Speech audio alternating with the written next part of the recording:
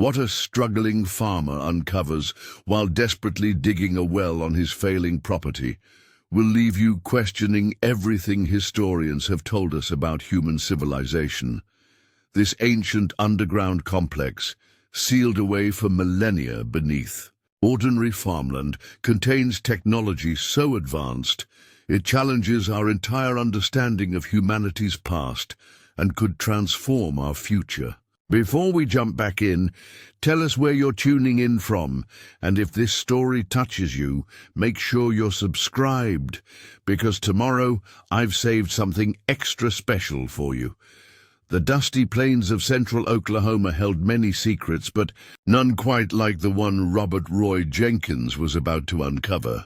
At 52, farming was all he'd ever known, a profession passed down through 4 generations of Jenkins men. It had once been a proud legacy, but now it was a burden threatening to break him. The small family farm that had sustained the Jenkins family since the land run of 1889 was facing foreclosure after 3 consecutive years of devastating drought. Roy's 180-acre property had once been among the most productive in Garfield County, its fields of wheat, corn, and soybeans a testament to the Jenkins family's agricultural expertise. His grandfather had kept the farm running even during the terrible Dust Bowl years, and his father had expanded operations in the prosperous decades that followed. But now, like so many family farms across America's heartland, it was struggling to survive against corporate agriculture, unpredictable weather patterns, and mounting debt. The farmhouse where Roy lived alone, its white paint peeling in the relentless Oklahoma sun, had grown quieter since Maria's passing 5 years ago. Cancer had taken her swiftly, leaving Roy with an emptiness that seemed to echo through the familiar rooms they'd shared for 27 years. Their daughter, Elena, had tried to convince him to sell the struggling property and move to Tulsa, where she worked as an archaeologist, specializing in Native American settlements. But Roy couldn't bring himself to be the Jenkins who lost the family land. "This drought is killing us all," muttered Hank Peterson, Roy's closest neighbor, during one of their increasingly rare conversations over the property line. "Corporate buyers sniffing around your place yet?" "Like vultures," Roy had replied, squinting at the cloudless horizon, "offering pennies on the dollar, knowing I'm desperate." That fateful morning in early June started like any other, with Roy pulling on his worn work boots and faded denim overalls before sunrise.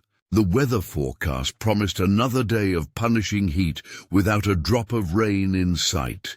His well, the one that had provided water for crops and household for decades, had been producing less each month. The water table was dropping, and Roy had made the difficult decision to dig a new, deeper well on the eastern edge of his property, where an underground stream had once flowed. He'd rented a small backhoe from Anderson's Equipment in town, investing money he couldn't afford to lose. But without water, the farm was finished anyway. It was a desperate gamble, but Roy had run out of options.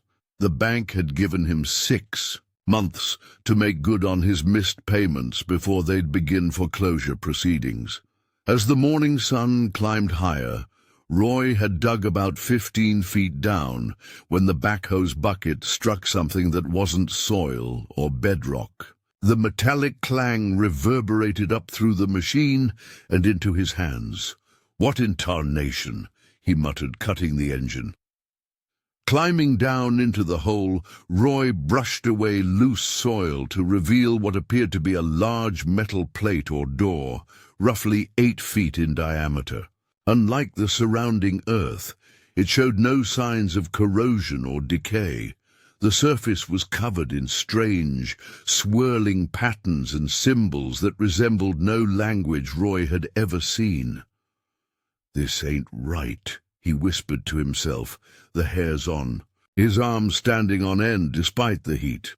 According to every geological survey, every piece of historical documentation, and every story passed down through generations of Jenkins farmers, there should be nothing but earth and rock beneath these fields. Yet here was clear evidence of something man-made, something that appeared both ancient and somehow untouched by time. Roy ran his weathered hand across the metal surface. It was cool to the touch despite the summer heat, and as his fingers traced one of the spiral patterns etched into its surface, he felt a subtle vibration, almost like a hum emanating from deep within. The sensation sent a shiver down his spine. The rational part of Roy's mind immediately considered practical explanations. Perhaps it was some forgotten septic tank or storage container, though that wouldn't explain the strange markings. Maybe a forgotten military installation from World War II, when the government had requisitioned land throughout the Midwest. But his grandfather had never mentioned anything like that in his detailed stories about the farm's history. As Roy contemplated what to do next, he noticed something even more puzzling. The soil around the metal door was layered in a way that made no geological sense. Bands of differently colored earth interspersed with what looked like deliberately placed stone. It was as if someone had carefully buried this structure long ago, using techniques that preserved it against the natural processes of erosion and decay. Roy's first instinct was to call someone, the County Historical Society perhaps, or maybe Eleanor with her archaeological expertise. But something made him hesitate. The farm's precarious financial situation flashed through his mind. If this turned out to be something significant, he could face months of delays as researchers and government officials trampled his land. The bank wouldn't wait, and he still needed that well. Yet another part of him, the part that carried the curiosity and intuition that had made the Jenkins family successful farmers for generations, told him this was important, perhaps even valuable. Preparing and narrating this story took us a lot of time, so if you are enjoying it, subscribe to our channel. It means a lot to us. Now back to the story. I need to know what I'm dealing with first, he decided, climbing back to the surface. To retrieve a crowbar and flashlight from his truck. When he returned to the hole, Roy wedged the crowbar into what appeared to be a seam around the edge of the metal door. To his surprise, it moved relatively easily, as if designed to be opened, with minimal force despite its apparent age and size. As he worked the heavy cover loose, a rush of air escaped from below, cool, dry, and carrying a scent that seemed impossibly clean for something underground. The metal plate shifted, revealing darkness below. Roy aimed his flashlight into the opening, revealing a perfectly formed shaft descending into the earth, its walls lined with the same strange metal as the door, embedded with the same puzzling symbols. A series of metal rungs resembling a ladder led downward into the darkness until they disappeared beyond the reach of his light. Roy Jenkins had expected to find water when he began digging that morning. Instead, he'd found a doorway to somewhere unknown, buried beneath land his family had farmed for generations. Whatever lay at the bottom of that shaft had been hidden there deliberately, sealed away until this moment. "Lord, have mercy," he whispered, his voice seeming small in the face of such a discovery. As the hot Oklahoma wind stirred the wheat stalks around the excavation, Roy made a decision. Setting his flashlight between his teeth and securing the crowbar in his belt, he lowered himself onto the ladder and began his descent into the unknown. The cool air enveloped him as he climbed downward, leaving the familiar world of his struggling farm behind. Little did Roy Jenkins know that what awaited him below would not only change his understanding of his family's land, but would challenge humanity's entire conception of its own history. The secret that had been buried beneath his failing wheat fields for thousands of years was about to reveal itself to a man who had simply been looking for water to save his farm. Roy Jenkins wasn't always the solitary, struggling farmer he'd become. Locals still remembered when the Jenkins farm was known throughout 3 counties for its bountiful harvests and the family's generosity. Roy's father, Samuel Jenkins, had been called the Rainmaker for his uncanny ability to plant at just the right time to catch the region's unpredictable rainfall. His grandfather, William Jenkins, had kept the family fed and the farm productive, even during the worst years of the Dust Bowl, when so many others had abandoned their land. The Jenkins property had once hosted the county's biggest harvest festivals. The large red barn, now faded and in need of repair, had been the site of community dances, wedding receptions and potluck suppers that brought together farmers from miles around. Roy and Maria had met at one such dance when he was 23, and she was a new teacher at the local school, having moved from her family home in New Mexico. "You Jenkins men," Maria used to tease, "have dirt in your veins instead of blood." She'd been his partner in everything, helping with the accounts, driving the combine during harvest season, and raising their daughter Eleanor with a love for both books and land. When cancer took her, it seemed to Roy that the farm itself went into mourning. Crops didn't grow as vigorously, machinery broke down more frequently, and the community gatherings stopped entirely. Elena had inherited her mother's intelligence and curiosity, excelling in school and eventually earning a PhD in archaeology from the University of Oklahoma. She'd specialized in pre-Columbian settlements, fascinated by civilizations that had existed on American soil long before European contact. Roy had been proud of her accomplishments, even as he privately mourned that she hadn't wanted to carry on the farming tradition.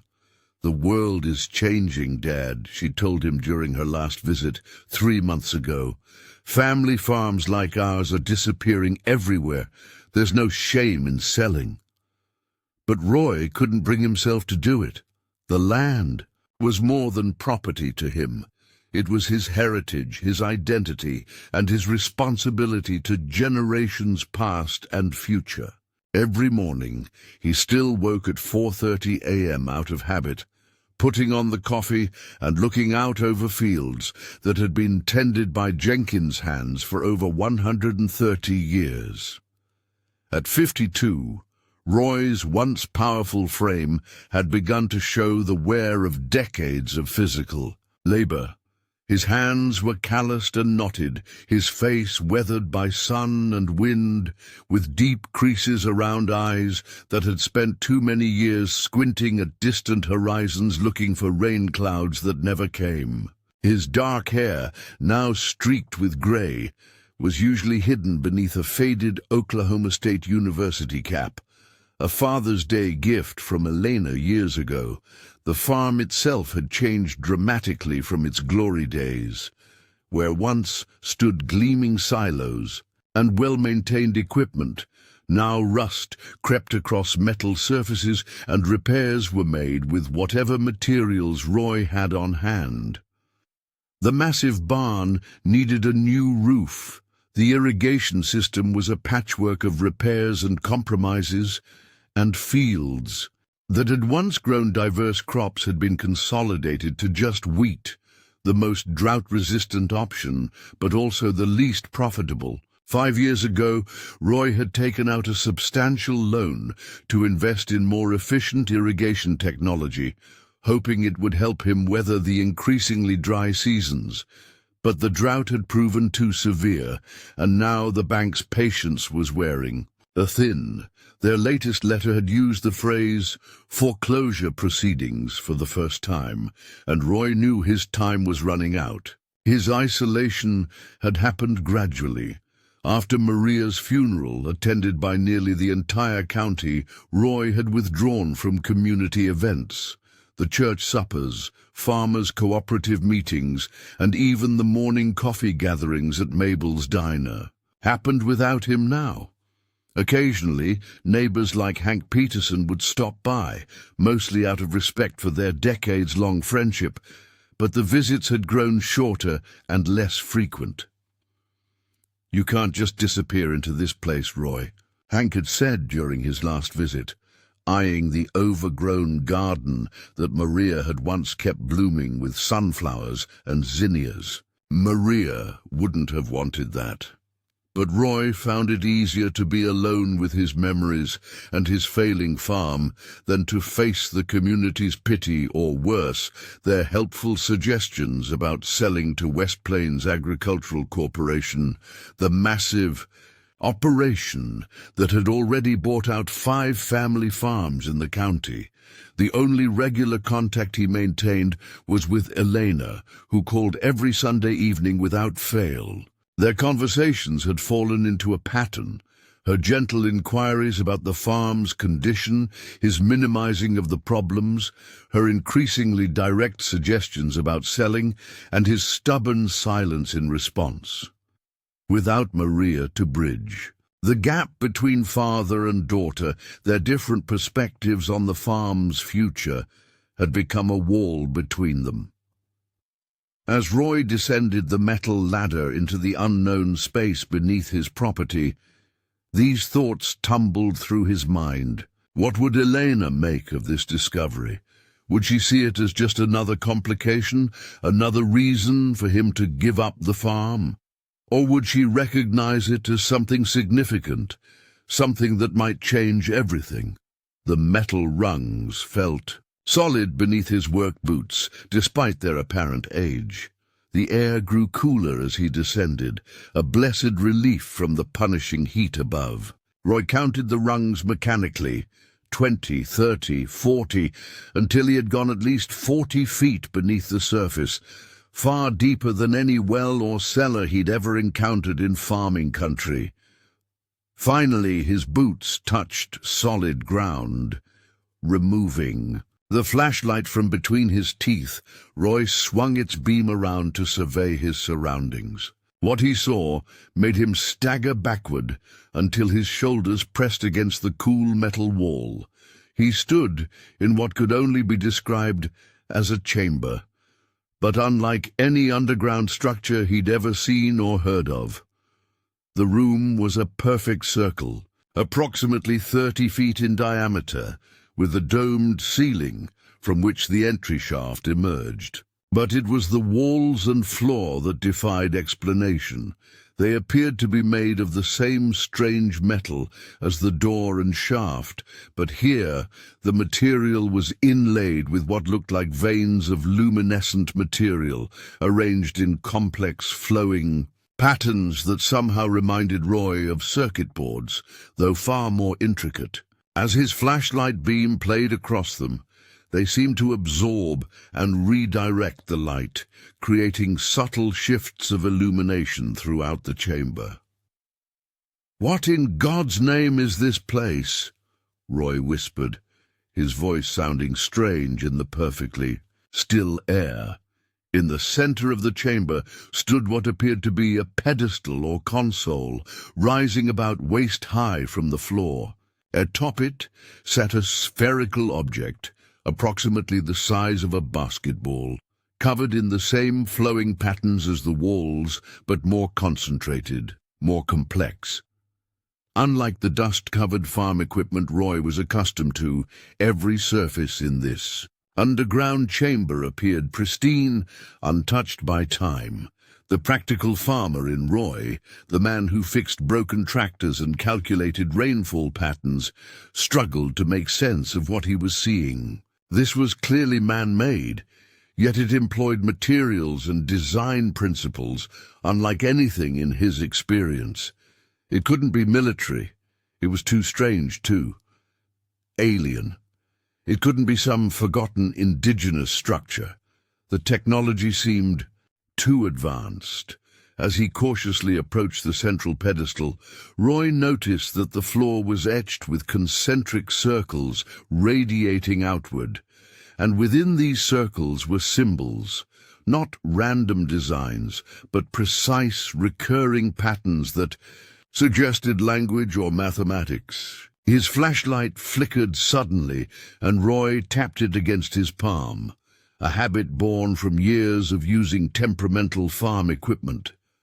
But instead of going out, the beam seemed to interact with the chamber itself.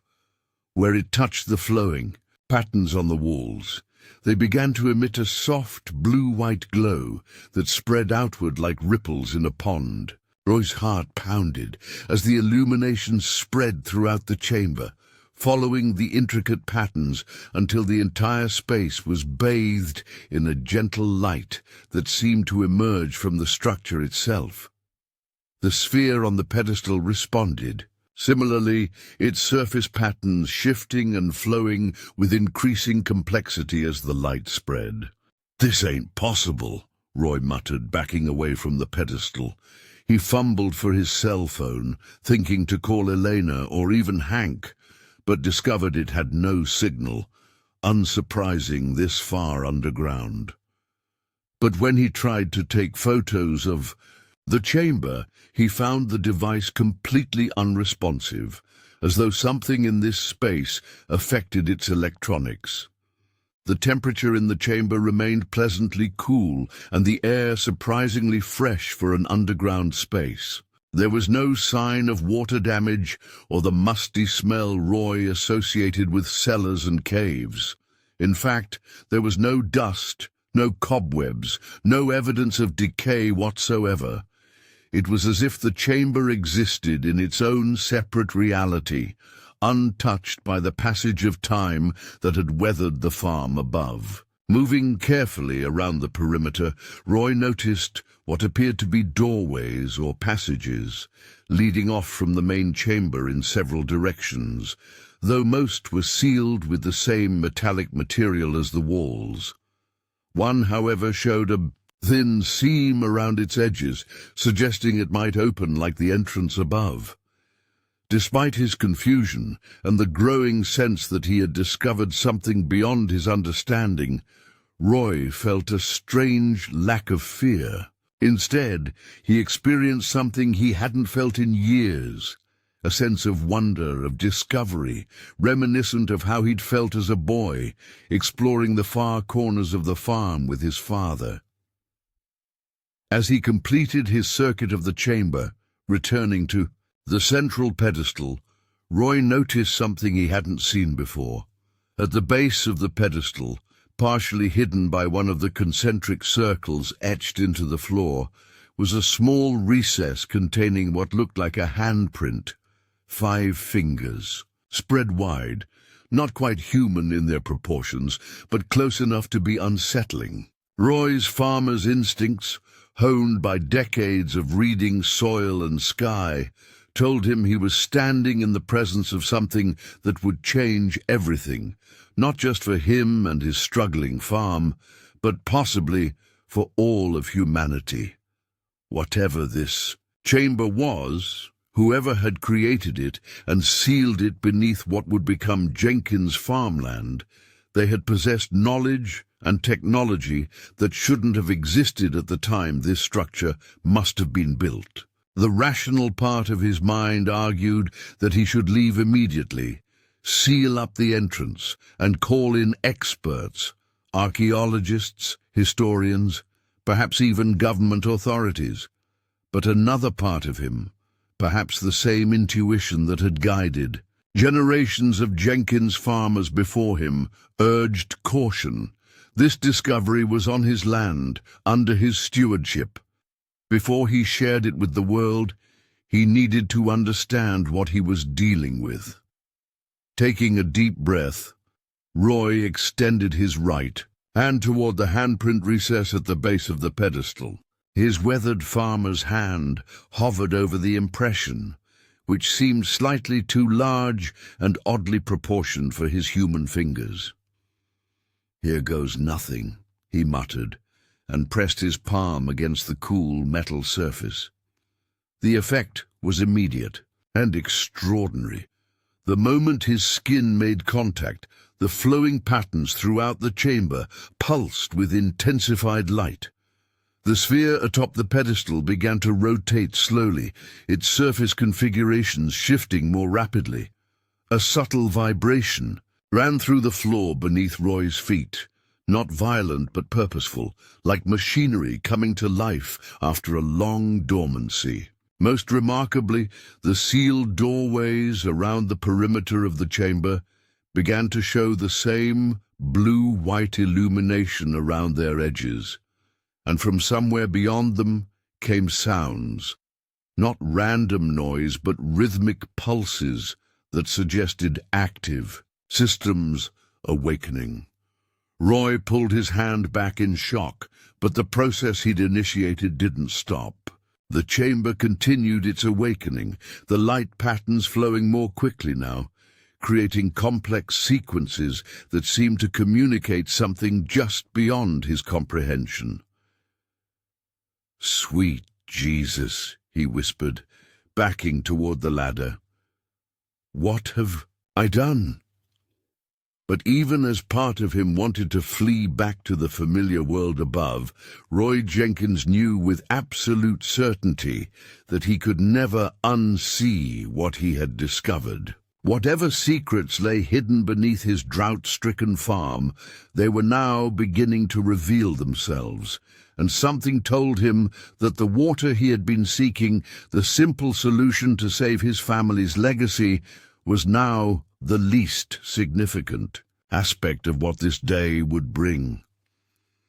As he stood transfixed by the awakening chamber, Roy couldn't know that his discovery would soon draw attention from far beyond Oklahoma farm country, attention from those who had been searching for this hidden place for centuries, and others who would do anything to keep its secrets buried. The drought that had threatened to end generations of Jenkins farming had led him to uncover something that had been waiting patiently beneath the soil, perhaps for thousands of years, waiting specifically for this moment, and possibly for him. Over the next 3 days, Roy found himself torn between two worlds. Above ground, he maintained the appearance of normal farm operations, tending to his wheat and performing routine maintenance on his equipment. But every free moment was spent documenting and exploring the extraordinary discovery beneath his land. He'd rigged a rope ladder for easier access to the underground chamber and had begun cataloging everything he could observe about the mysterious space. His old farm ledger, usually reserved for crop yields and rainfall measurements, now contained detailed sketches of the chamber's layout, the strange symbols, and the ever-changing patterns on the central sphere. The more time he spent in the chamber, the more he noticed subtle changes. The illumination that had been triggered by his touch continued to pulse gently through the veins in the walls, but the patterns seemed to shift and change when he wasn't looking directly at them. The sphere, too, appeared to be slowly altering its surface configurations, though the changes were so subtle he couldn't be sure he wasn't imagining them. On the second day, he managed to open one of the previously sealed doorways. It responded to the same handprint mechanism he'd discovered at the base of the pedestal. Behind it, he found a smaller chamber containing what appeared to be storage units built into the walls. Most were empty, but a few contained crystalline objects shaped like tools, though their purposes remained mysterious to him. Roy had also begun to experience strange phenomena during his investigations. His wristwatch ran at inconsistent speeds in the chamber. The temperature would fluctuate unexpectedly, and sometimes he could swear he heard what sounded like distant machinery or voices, though the sounds were too faint to make out clearly. Most unsettling were the dreams that had started since the discovery. Each night his sleep was filled with vivid images of the geometric patterns and symbols he'd seen in the chamber, but in his dreams he understood their meaning. He would wake with fragments of this dream knowledge slipping away like morning mist, leaving him with an overwhelming sense that he was on the verge of understanding something monumental. The practical farmer in Roy, the man who'd spent his life working with tangible things like soil and seeds, argued that he should report this discovery to authorities. But another part of him, perhaps the part that had inherited his grandfather's mysterious nature, urged caution. On the evening of the third day, as a rare summer thunderstorm provided welcome moisture to his parched fields, Roy finally worked up the courage to climb into his attic and retrieve a dusty trunk he hadn't opened since his father's death. 15 years ago. Inside were journals and papers belonging to 3 generations of Jenkins farmers, their leather covers cracked with age. As lightning illuminated the farmhouse windows, Roy began to read by lamplight at his kitchen table, his hands trembling slightly. The entries started normally enough, weather reports, crop yields, equipment purchases, but then in his grandfather's journal dated 1931, everything changed. William Jenkins' neat handwriting became more urgent, describing strange lights in the wheat fields during the worst days of the Dust Bowl and unusual soil formations he discovered while digging an emergency well during the drought. He wrote about patterns appearing in his crops that didn't match any known farming activity, and about metallic objects he unearthed that seemed to defy conventional explanations. Most significantly, there was a sketch that made Roy's blood run cold, a rough drawing of symbols identical to those he'd found in the underground chamber. In the margin, his grandfather had written, "They left something beneath our feet. God help me, I think they were trying to help us." The journal entries became increasingly cryptic after that, with references to them and the others and what lies beneath. Then abruptly, the strange entries stopped, and the journals returned to normal farming observations. But tucked into the final pages, Roy found a sealed envelope addressed simply, "For the Finder." Inside was a letter dated just weeks before, his grandfather's death. "To whoever in our family discovers what I could not fully uncover, if you're reading this, you found what I only glimpsed. The signs pointed to something profound beneath our land, though I pray the burden doesn't prove too heavy for you to bear. What lies beneath our farm is not ours alone. It belongs to all of humanity, but not all of humanity is ready for it. Trust your instincts about who to tell. They will guide you as they guided me. The patterns are a language, the sphere is a key, but most importantly, the chamber is just the beginning. There are others connected waiting.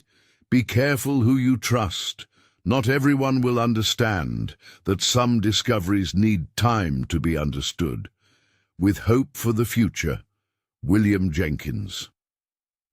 Roy sat at his kitchen table until dawn, reading and rereading the letter, his mind racing with implications. His grandfather had known about this place or others like it. He'd kept the secret his entire life, taking it to his grave. But why? And what had he meant about others? As the sun rose over his fields, temporarily greener from the night's rain, Roy made 2 decisions. First, he would need help to understand what he'd discovered, but that help would have to come from someone he could trust absolutely. Second, he would need to protect this discovery until he understood more about what it was and what it meant. He picked up his phone and for the first time in months called his daughter. "Elena, it's Dad. I need you to come home. There's something you need to see. But don't tell anyone you're coming, not your university, not your colleagues, no one. And Elena, bring your archaeological survey equipment, all of it." The morning after calling Elena, Roy noticed an unfamiliar black SUV driving slowly past his property. Through the tinted windows, he caught a glimpse of a man in a suit, definitely not a local farmer or anyone from the bank. His grandfather's warnings about being careful, who to trust, suddenly felt more urgent. During his weekly supply run to Garfield County Farmers Co-op, Martha at the checkout counter pulled him aside. "Roy, some strange folks were in here yesterday, asking questions about your land," she said quietly. "Said they were from the Department of Agriculture, but they didn't look like any ag agents I've ever seen. Too clean cut, if you know what I mean." "What kind of questions?" Roy's hands tightened around his purchase receipt. "Wanted to know if anyone had noticed any unusual activities on your property, asked about ground disturbances, equipment rentals, that sort of thing. I told them the only unusual thing about Roy Jenkins is he still pays in cash instead of using the co-op account like everybody else." On his way back to the farm, Roy spotted another vehicle he didn't recognize parked on the county road overlooking his property. As he drove past, the driver quickly raised a pair of binoculars to his eyes. They weren't even trying to be subtle anymore. Elena had texted that she was driving up from Tulsa and would arrive that evening.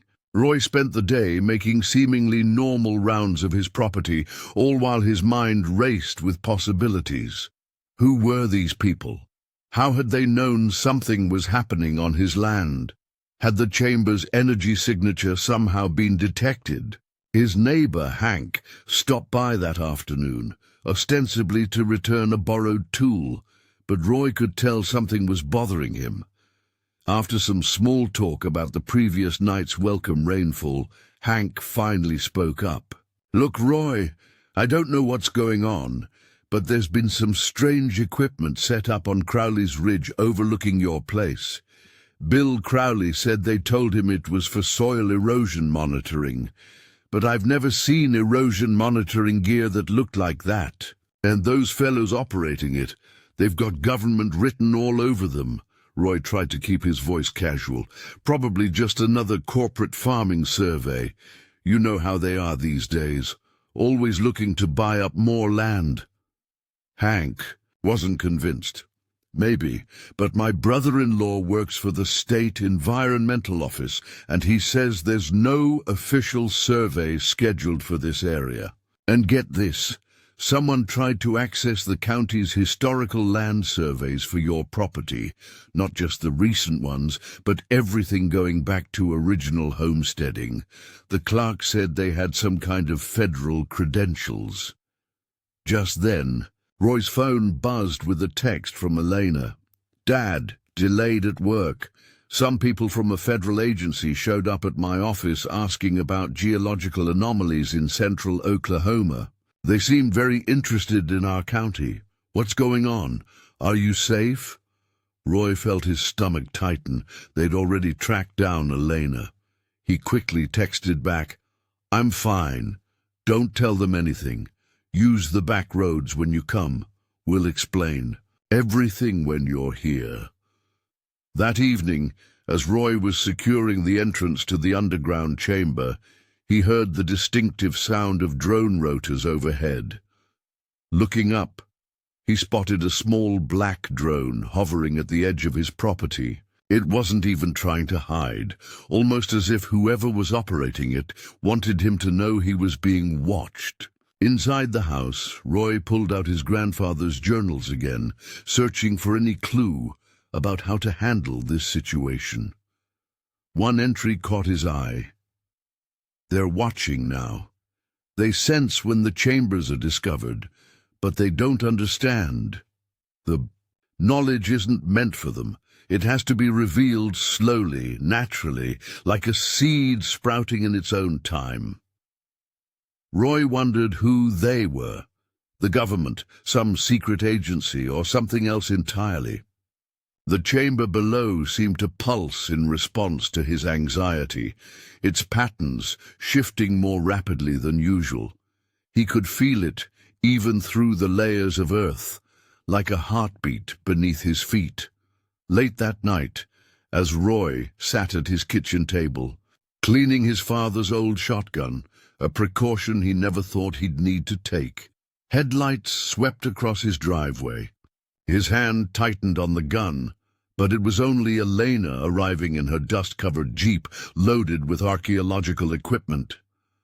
As soon as she stepped inside, he could see the worry on her face. "Dad, what's going on? Those people who came to my office, they knew things about our family, about Grandpa's farming during the Dust Bowl. They asked specifically about any unusual structures or energy signatures in the area. They even knew about his journals." Roy led her to the kitchen table and showed her the letter from his grandfather. As she read it, her academic skepticism warred with the evidence of her own experience. "Dad, I don't even know what this is, but those men who came to my office, they're not going to stop looking. Whatever you found, they want it badly." "I know," Roy replied, his voice grave. "That's why we need to understand what we're dealing with before they find it. Are you ready to see something that's going to change everything you think you know about pre-Columbian archaeology?"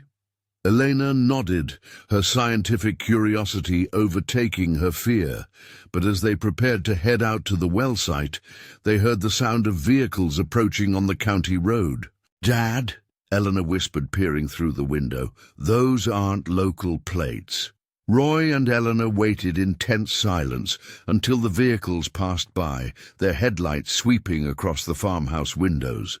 Once they were gone, Roy led his daughter out to the well excavation, taking a circuitous route through the shadows of the equipment barn to avoid any watching eyes. When they reached the entrance to the chamber, Elena's professional demeanor momentarily cracked.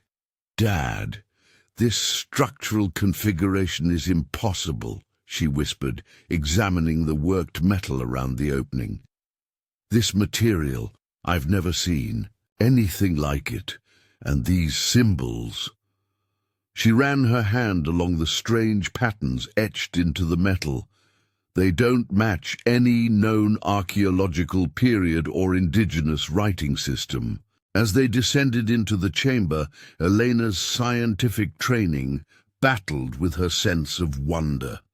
The moment her feet touched the chamber floor, her electromagnetic field meter began giving impossible readings.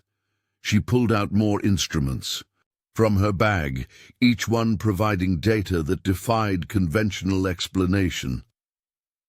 "The energy signature is like nothing I've ever seen," she muttered, checking and rechecking her readings.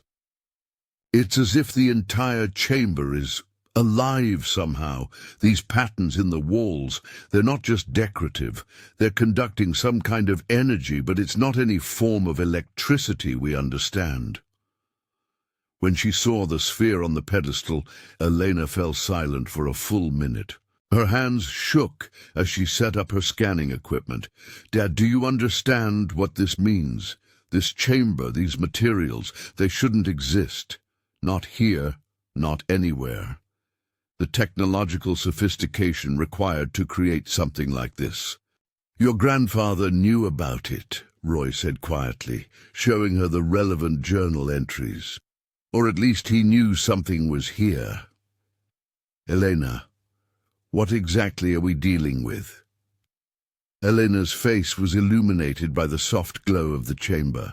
As she studied her readings, based on the soil stratification above and the depth of this chamber, this structure has been here for at least 5,000 years, but that's impossible because the materials and engineering required to build this didn't exist then.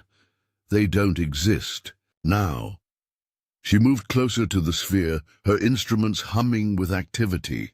The energy patterns are organized, Dad, not random.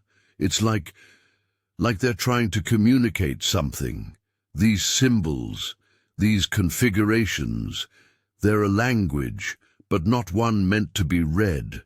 They're meant to be understood on a deeper level. As if in response to her words, the patterns on the sphere began to shift more rapidly, and the humming in the chamber intensified. Elena's equipment started displaying rapidly changing readings, some of them scrolling too fast to read. "Incredible," she breathed. "It's responding to our presence, to our attempts to understand it, but there's something else." She moved to one of the doorways Roy had managed to open, scanning the crystalline objects he'd discovered. "Dad, these aren't just artifacts. Based on these readings, they're tools, advanced tools, but operating on principles we don't understand. And look at this." She pointed to markings on the wall that Roy had initially taken for more decorative patterns. "These aren't random designs. They're a map showing what appear to be other locations, other sites like this one, spread across what we now call Oklahoma, but also extending into neighboring states. Dad, I think this chamber is part of a network, a system of connected sites all across the region." Just then, they heard a faint rumbling from above. Roy's farmer instincts recognized it immediately. Vehicles, several of them, moving along the access road to the farm. "We need to go," he said urgently. "Now!" They quickly gathered Elena's equipment, but before they climbed out, she took one last reading of the sphere, her face going pale. "Dad, the energy signature, it's changing, growing stronger. Whatever this is, it's not just waiting to be discovered, it's waking up." Back in the farmhouse, Roy and Elena spread her preliminary findings across the kitchen table, the old wood surface now covered with scientific instruments, data readouts, and hastily sketched diagrams. This technology, if we can even call it, that it's beyond anything in recorded history, Elena said, her trained archaeologist's skepticism battling with the evidence before her. The materials, the energy patterns, the mathematical precision of those symbols, they suggest a level of scientific understanding that makes our most advanced technology look primitive. She pulled up some readings on her laptop, turning the screen to show her father. "Look at these energy wavelengths. They're structured almost like DNA, but for energy itself. And they're not just static patterns, they're growing, evolving. The chamber isn't just a passive installation, it's more like a seed that's finally found the right conditions to grow." Roy thought about his grandfather's words. They're trying to show us something. He shared more of the journal entries with Eleanor, watching as her scientific mindset wrestled with the implications. "Dad, I think I know why those men are watching the farm," she said finally. "If even a fraction of what I'm seeing here is correct, this discovery would rewrite not just archaeology, but our entire understanding of human civilization. The implications for physics, for energy production, for our understanding of how ancient people might have harnessed forces we're only beginning to comprehend." She was interrupted by the sound of a helicopter passing low over the farmhouse. They didn't need to look outside to know it wasn't a crop duster. "What do we do?" Roy asked, thinking of his grandfather's warning about some discoveries needing time to be understood. Elena's face set in a determined expression he recognized from her mother. "We protect it," she said firmly. "Whatever this is, whoever built it, they chose this land for a reason. They chose our family for a reason. We need to understand why before anyone else gets their hands on it." She turned to her laptop, pulling up satellite images of the surrounding area. "Those markings on the wall, they're leading somewhere. And I think I know how we can find out where. But Dad," she looked up at him gravely, "once we start down this path, there's no going back. This is bigger than us, bigger than anything we could have imagined." Roy thought about his failing farm, about his grandfather's secret burden, about the mystery that had been waiting beneath his fields all these years. "Your mother would say, 'We don't find things like this by accident,'" he said quietly. Eleanor smiled, the same smile Maria had when she'd made up her mind about something. "Then let's find out why it found us." The pre-dawn hours found Roy and Elena working frantically in the chamber, trying to document as much as possible before they lost their chance. Elena's monitoring equipment had detected increasing surveillance activity above ground. More vehicles, more electronic signatures, more drone flights. "These readings are off the scale," Elena muttered, adjusting her instruments. The sphere's pulsing had intensified over the past few hours, its pattern shifting more rapidly than ever. The metallic veins in the walls seemed to respond in kind, creating complex rhythms of light and energy that made her equipment go haywire. Suddenly, her laptop emitted a sharp beep. "Dad, look at this!" she called, pointing to her screen. She'd been running a complex analysis of the chamber's energy signatures, comparing them to geological survey data of the surrounding region. There are similar energy patterns at 6 other locations, forming a perfect heptagon, with this chamber at the center. And look at where they intersect. Before she could finish, they heard the unmistakable sound of vehicles pulling up to the B farmhouse. Through the shaft opening above, floodlights suddenly illuminated the pre-dawn darkness. "Mr. Jenkins," a voice boomed through a megaphone, "this is Agent Simmons with the Department of Energy Special Projects Division. We need you.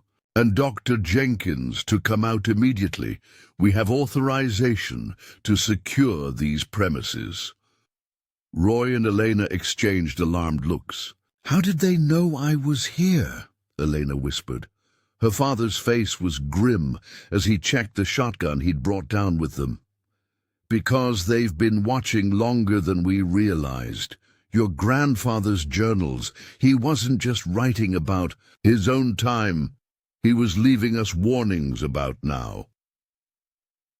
The sphere's pulsing suddenly intensified, casting shifting shadows across the chamber. Elena's instruments began registering unprecedented energy spikes. "Dad, something's happening.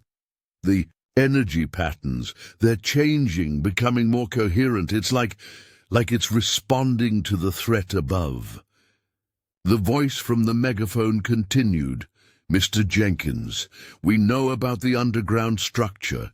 We've been monitoring its energy signatures for days. This is now a matter of national security." Roy remembered his grandfather's words. "The knowledge isn't meant for them." He made a quick decision. "Elena, gather your most important data. We need to—" He was cut off by a deep rumbling that seemed to come from within the chamber walls themselves.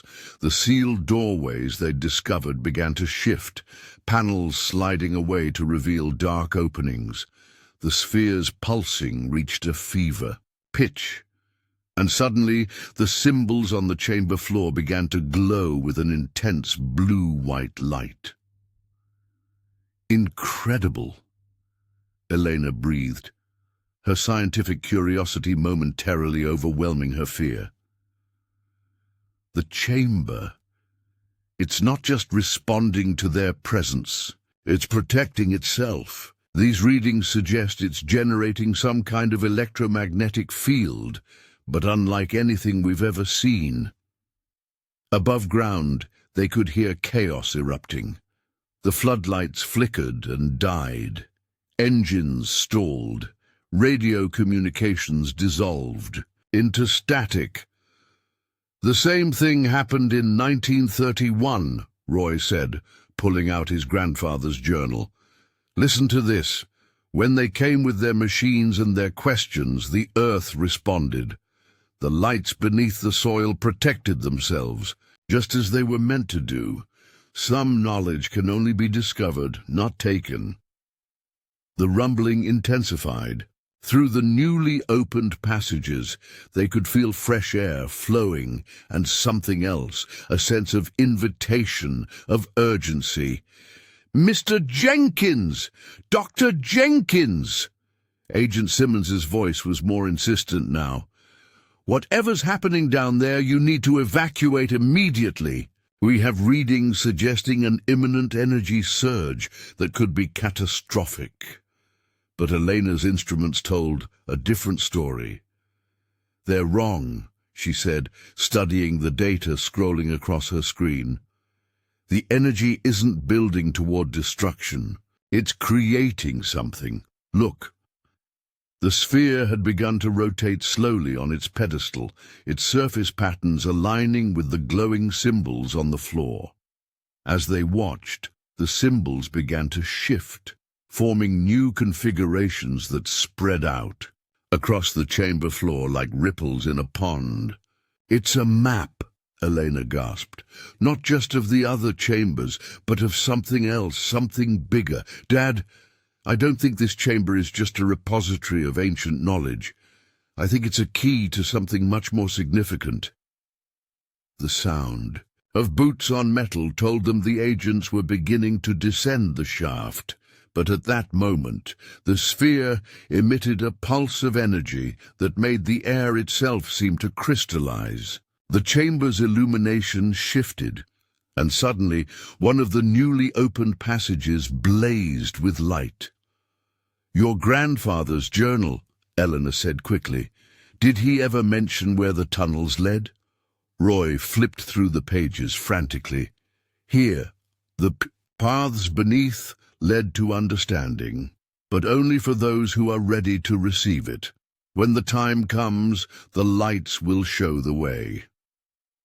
They could hear the agents getting closer, their boots clanging on the metal rungs of the shaft. Elena's equipment was showing energy readings that defied explanation, and the sphere's pulsing had synchronized with the glowing symbols on the floor, creating a pattern that seemed to point toward the illuminated passage.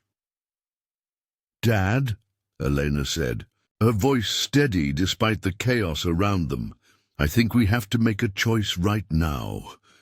Roy looked at the shaft where the agents were descending, then at the glowing passage that seemed to beckon them forward. He thought about his grandfather's lifetime of keeping this secret, about the responsibility that had been passed down to him.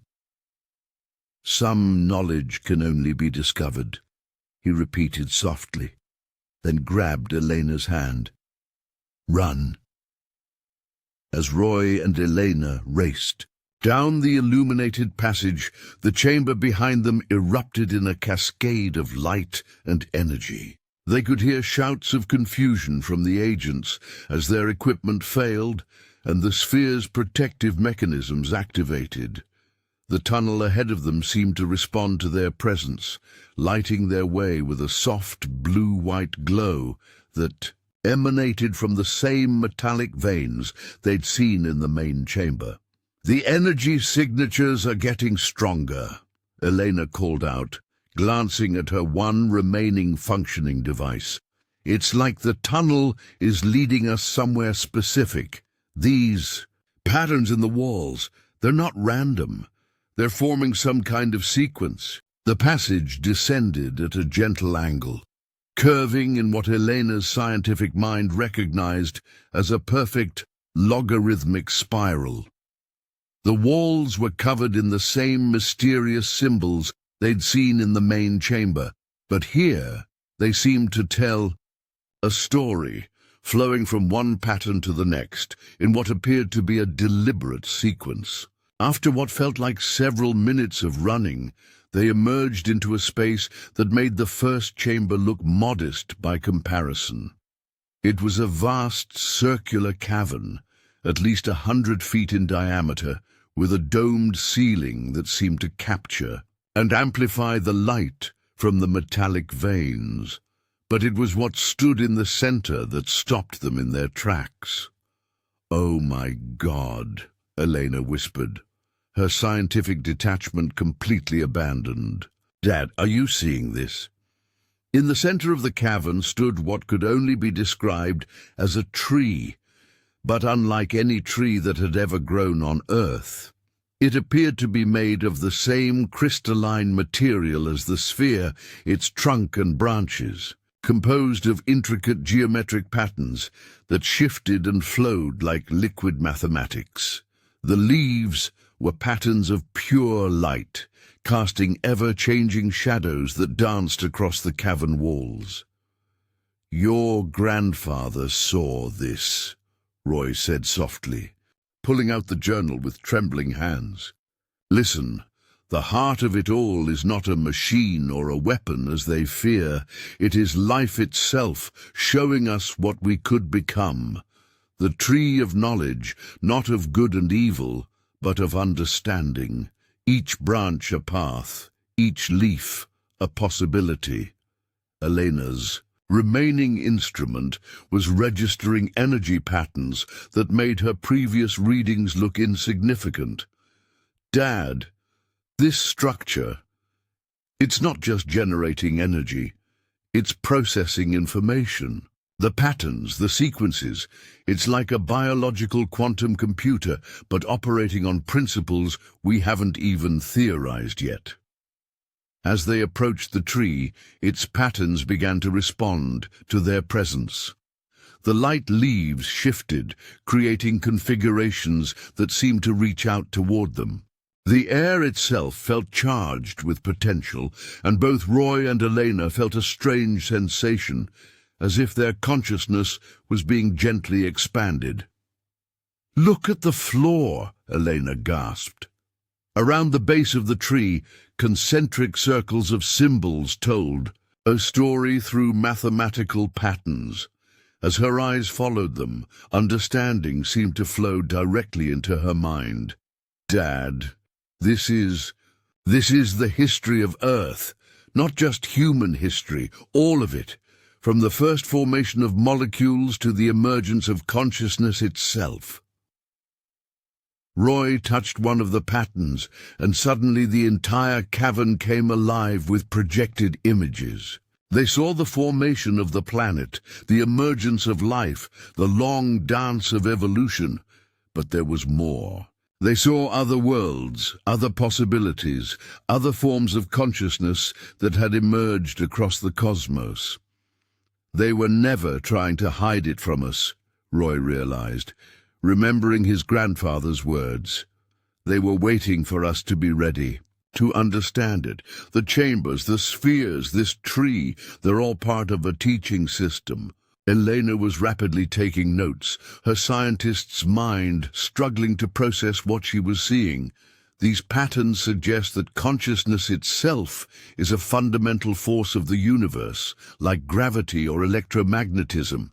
This tree, it's not just a storage system. It's a bridge between different forms of consciousness, different ways of understanding reality. The sound of distant voices echoing through the tunnels reminded them they weren't alone, but the tree seemed to respond to their awareness of the threat. Its patterns shifted again, and new passages opened in the cavern walls, each glowing with a different color of light. "Dad, look at this," Elena said, decoding a sequence of symbols near their feet. "These passages, they lead to other chambers, other trees. They're all connected in a network that spans the entire continent. And each one holds different knowledge, different aspects of understanding. Roy thought about his failing farm above, about the drought and the changing climate that had threatened his way of life. But now he understood. The chambers weren't just about preserving ancient knowledge. They were about showing humanity a way forward. Your grandfather understood part of it, Elena said, reading more of the patterns. These systems, they're not just about energy or information. They're about harmony, about showing us how to live in balance with the planet itself. The farming techniques you and Grandpa used, working with nature instead of against it, you were already practicing what this is teaching, just on a smaller scale. The voices were getting closer, but now they could hear confusion and awe in them rather than threats. The tree's energy had affected the agents too, shifting their understanding just as it had shifted Roy and Elena's. They're not going to be able to keep this secret, Roy said, watching as the tree's patterns continued to evolve and change. Not anymore. Elena smiled, touching one of the light leaves gently. I don't think that's the point anymore, Dad. Look. She pointed to a new pattern forming in the tree structure. It's not about keeping secrets. It's about being ready to understand them.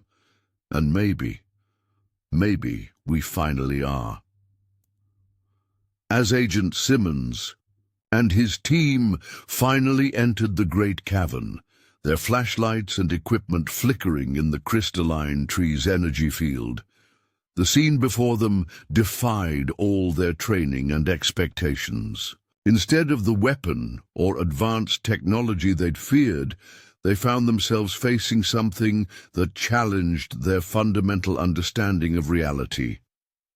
Dr. Jenkins, Mr. Jenkins, Agent Simmons called out, his voice less commanding now, filled with a mix of awe and uncertainty. We need you and your father to step away from that structure. But even as he spoke, the tree's patterns were affecting everyone in the chamber, its light leaves casting enlightening shadows that seemed to speak directly to each person's consciousness. You don't understand what you're dealing with, Elena responded, her voice steady as she continued to decode the symbols. This isn't a threat to national security. It's an invitation to planetary awakening. These patterns, they're showing us how to solve the very problems that are threatening our world. The tree's energy field intensified, and suddenly the cavern was filled with holographic projections, solutions to climate change, sustainable energy systems, healing technologies that worked in harmony with nature rather than against it. But more than that, it showed the interconnectedness of all things, the delicate balance that existed between consciousness, technology, and the natural world. My God! One of the younger agents whispered, lowering his weapon as he watched a display of how the Earth's ecosystems were meant to function in harmony. This is incredible. Roy stepped forward, holding his grandfather's journal. 90 years ago, you came here looking for weapons or advanced technology. My grandfather protected this place because he understood what you didn't, that some discoveries can only be understood when we're ready to receive them. Look around you. Does this look like a weapon? Agent Simmons's team had spread out around the chamber, their instruments recording impossible readings, their minds struggling to process what they were seeing. The tree's patterns seemed to respond to each person differently, showing them exactly what they needed to understand. The security protocols are clear, Simmons said, but his voice lacked conviction. This kind of discovery needs to be contained, studied in a controlled environment.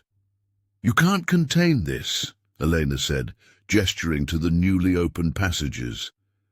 These chambers form a network across the entire continent.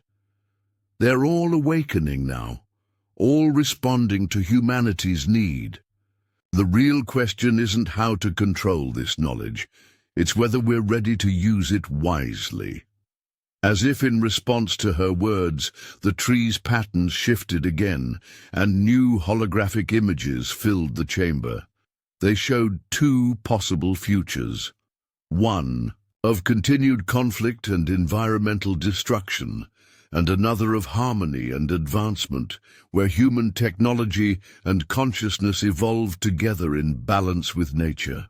These chambers, Elena continued, her scientific mind racing with implications.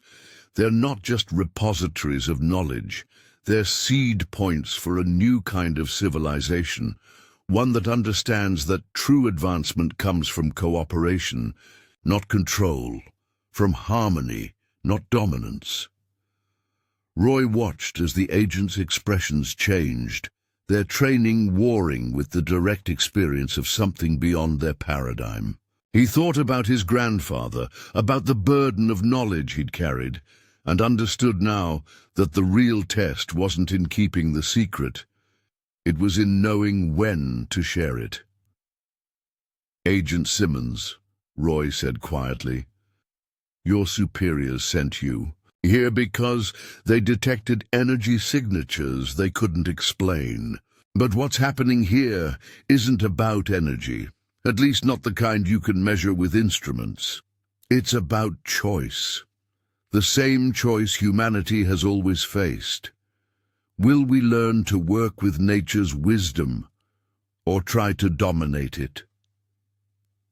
The trees, patterns pulsed in response, and suddenly each person in the chamber experienced a moment of profound connection with each other, with the earth, with the vast network of consciousness that the chambers represented.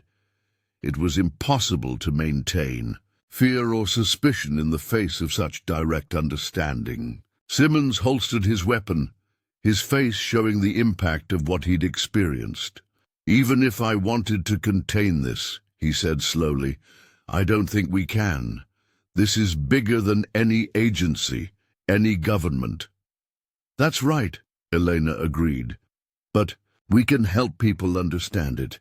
These chambers, they're teaching systems designed to help us grasp concepts our science is only beginning to approach. We don't need to control this knowledge.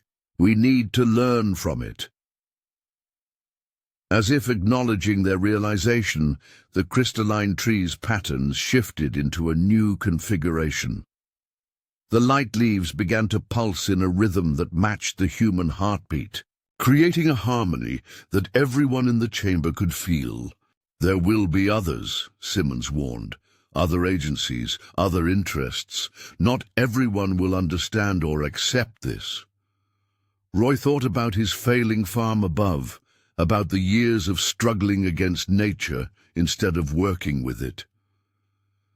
"Then we make sure they experience it for themselves," he said. "Just as my grandfather understood, some truths can't be explained. They have to be experienced." The tree's energy field expanded, and new patterns began to form in its structure. Elena's eyes widened as she decoded them. "Dad, look, it's showing us how to begin, how to help others understand without overwhelming them. It's giving us a pathway to share this knowledge."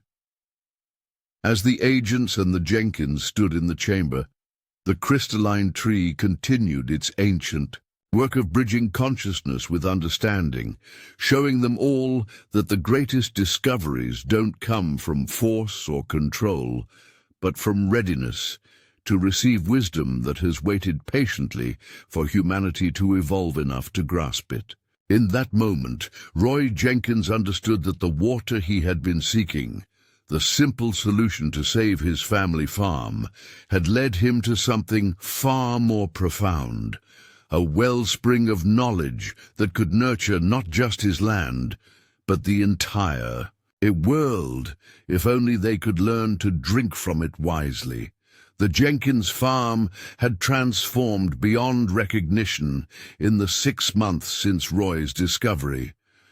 Where drought-stricken wheat fields once struggled for survival, now flourished experimental gardens demonstrating principles learned from the crystalline tree. The old farmhouse, once a symbol of Roy's isolation and financial struggle, had become a center for what the media called integrative agricultural studies, though Roy and Elena knew it was much more than that. Researchers from around the world now made pilgrimages to the farm, not to study advanced technology or weapons, but to understand a new way of working with the Earth's natural systems. The knowledge from the chambers had revolutionized their understanding of everything, from soil microbiomes to weather patterns. "It's amazing how much everything has changed," Elena remarked one morning, standing with her father on the porch.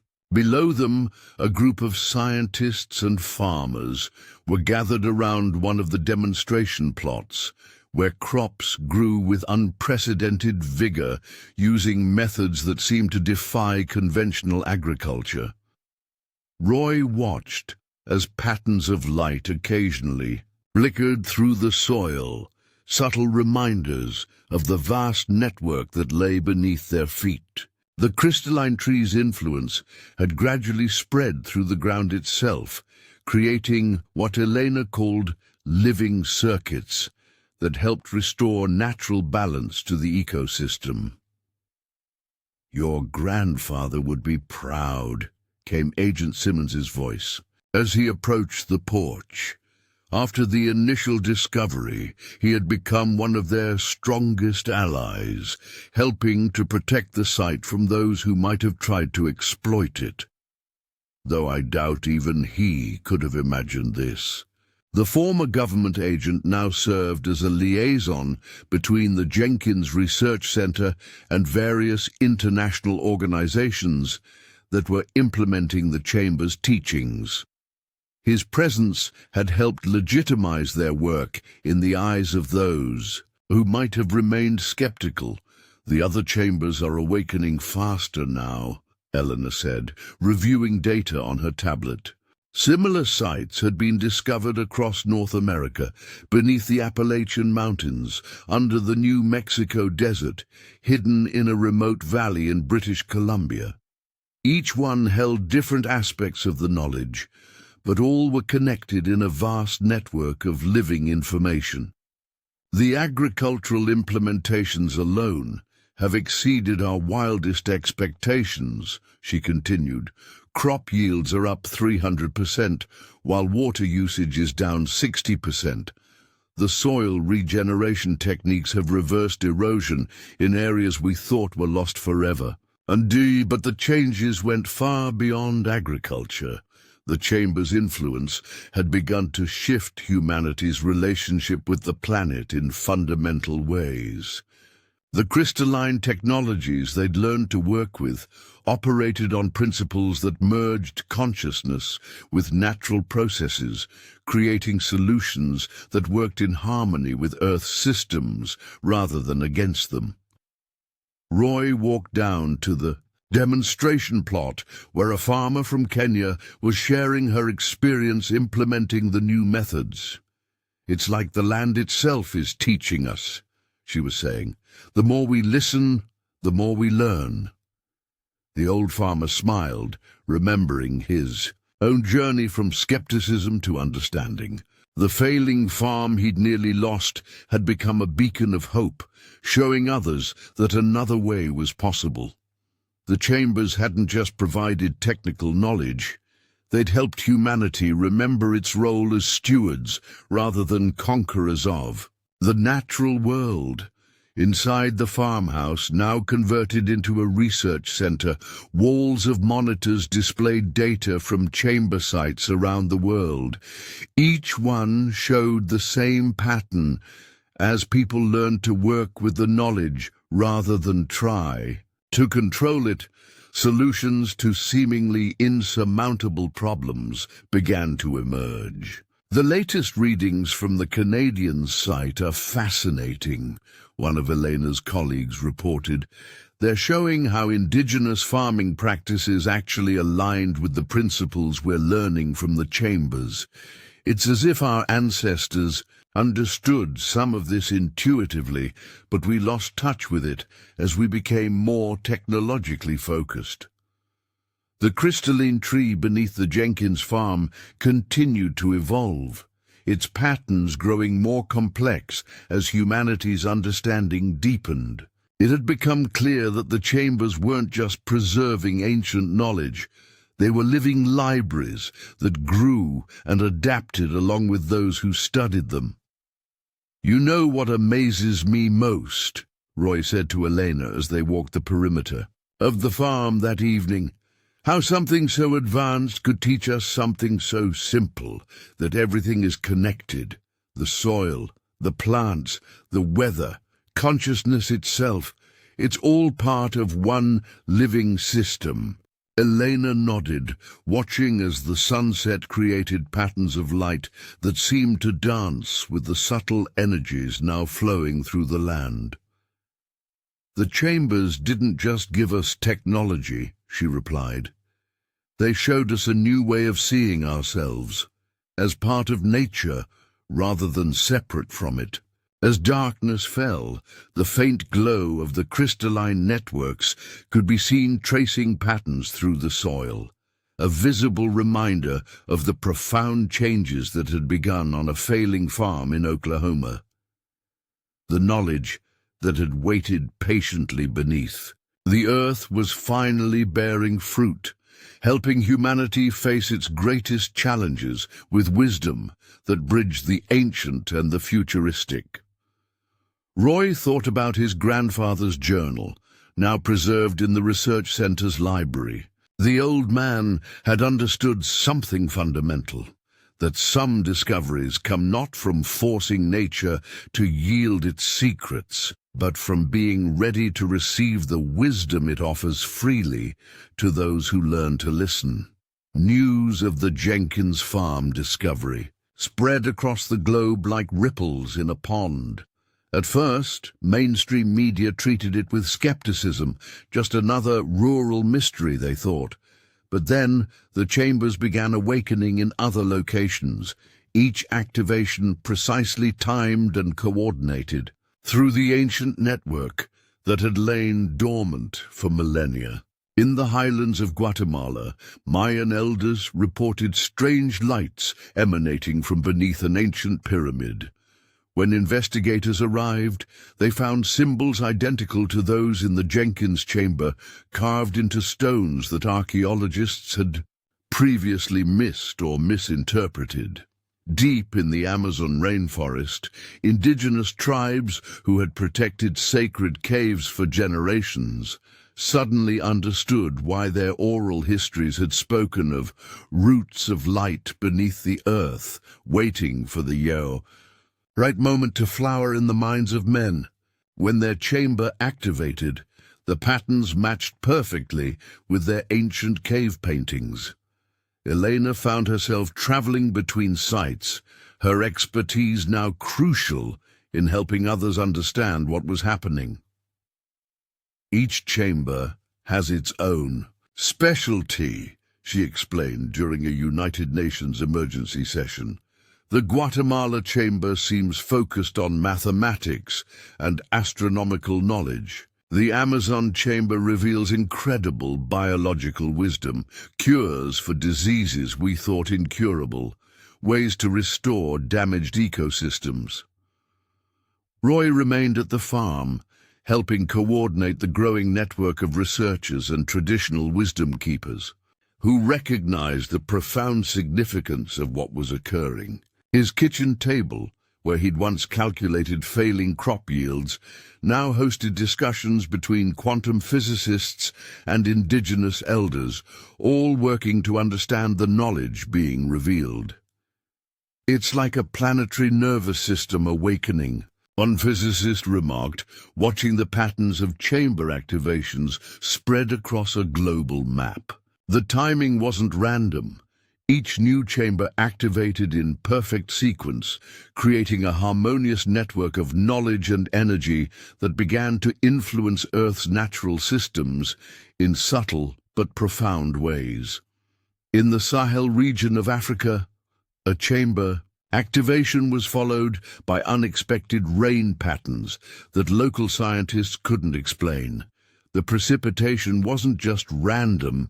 It followed ancient waterways that had been dry for centuries, revealing that desertification could be reversed. Using knowledge stored in the chambers, beneath the ice in Greenland, researchers found another chamber, this one containing information about Earth's climate history and cycles.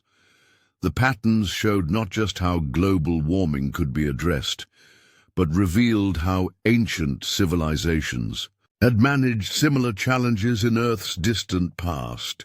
The oceans, too, held their secrets. Deep-sea submersibles discovered chambers in underwater mountains, their crystalline structures somehow maintaining perfect integrity despite the crushing pressures. These chambers contain knowledge about marine ecosystems and water purification, systems that could solve growing freshwater crises. But it was the way the chambers affected human consciousness that proved most remarkable. People who spent time near them reported expanded awareness, increased empathy, and a deeper understanding of their connection to the natural world.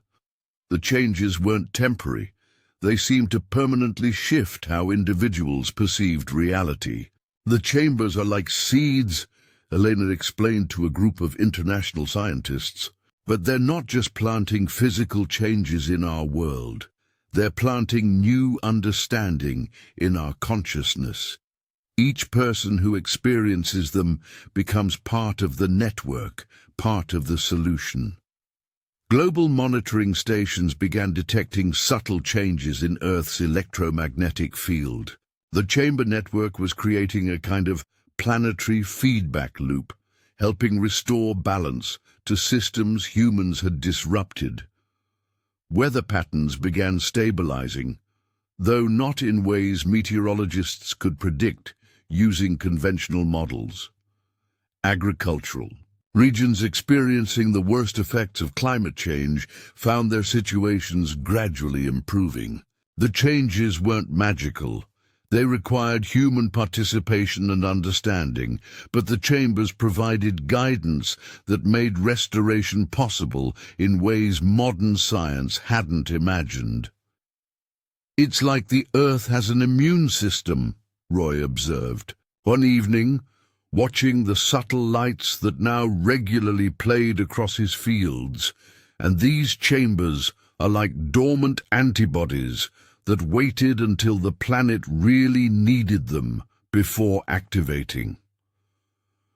The Jenkins farm became a hub for this planetary awakening, with the original chamber serving as a kind of coordination center for the global network. Roy found himself hosting visitors from every corner of the world, scientists, spiritual leaders, farmers, indigenous elders, all drawn by the understanding that humanity stood on the brink of an evolutionary leap.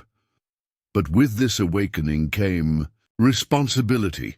Not everyone welcomed the changes the chambers represented.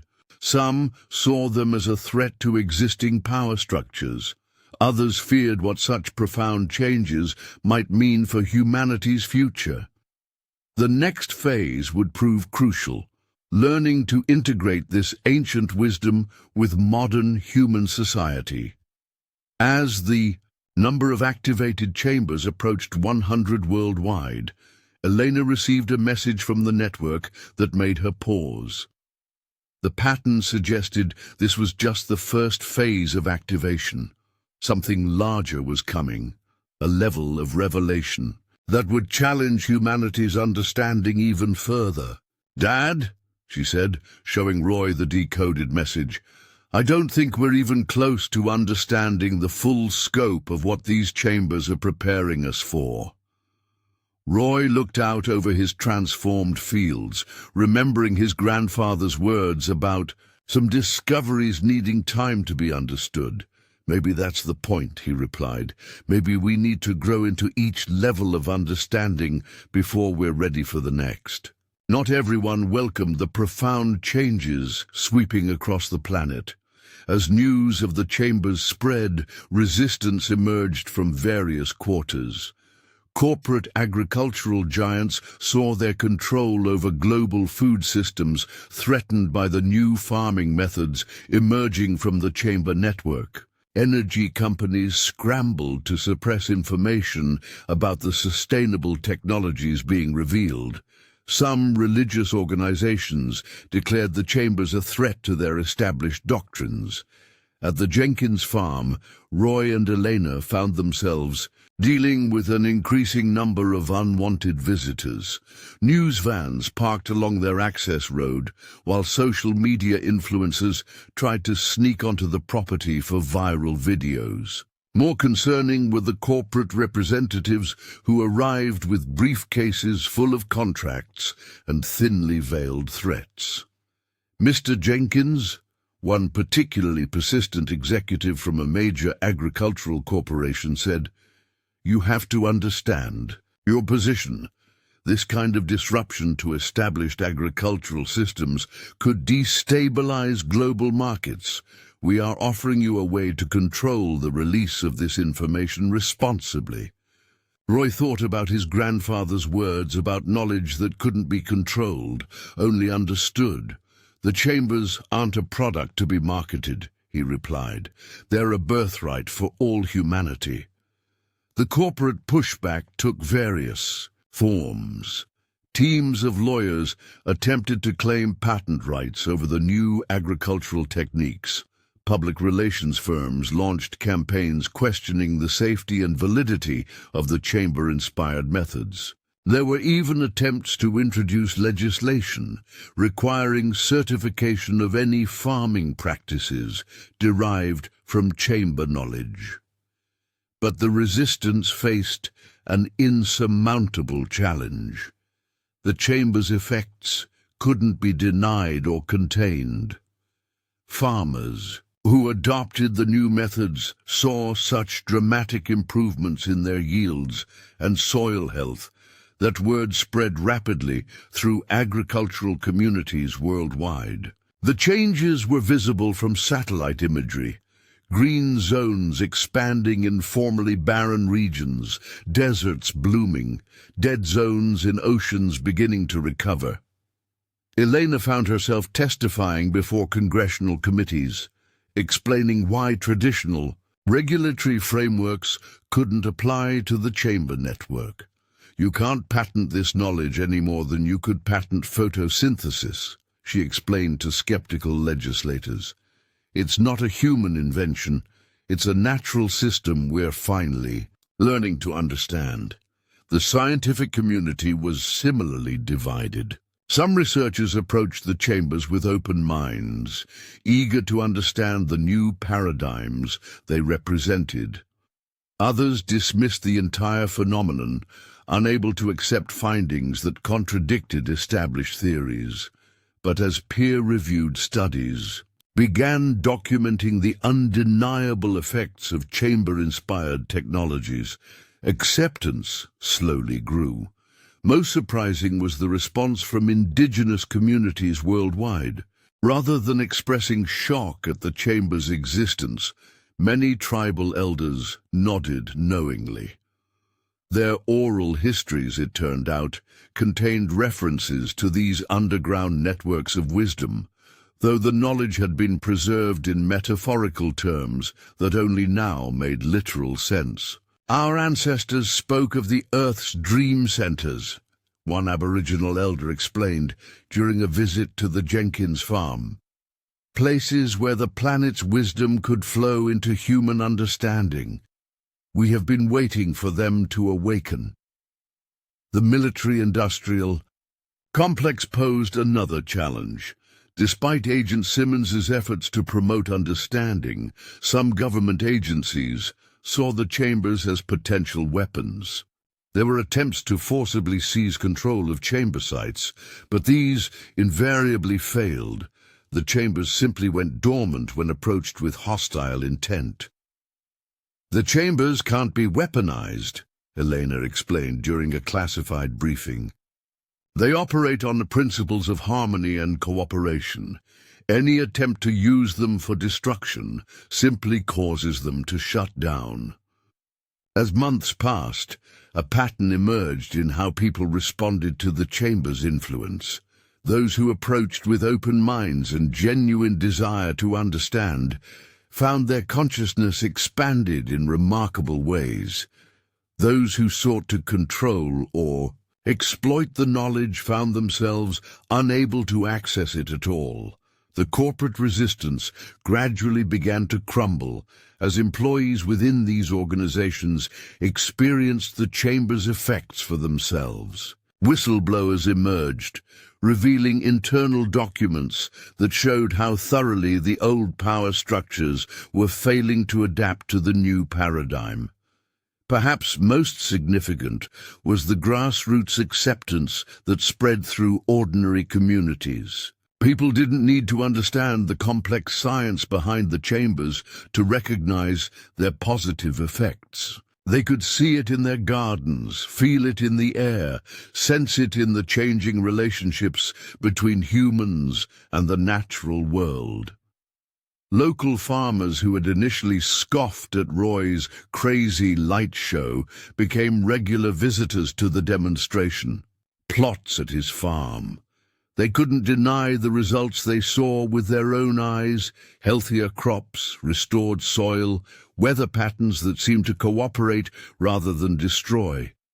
"It's like the land is alive again," one neighboring farmer remarked, running rich, dark soil through his fingers.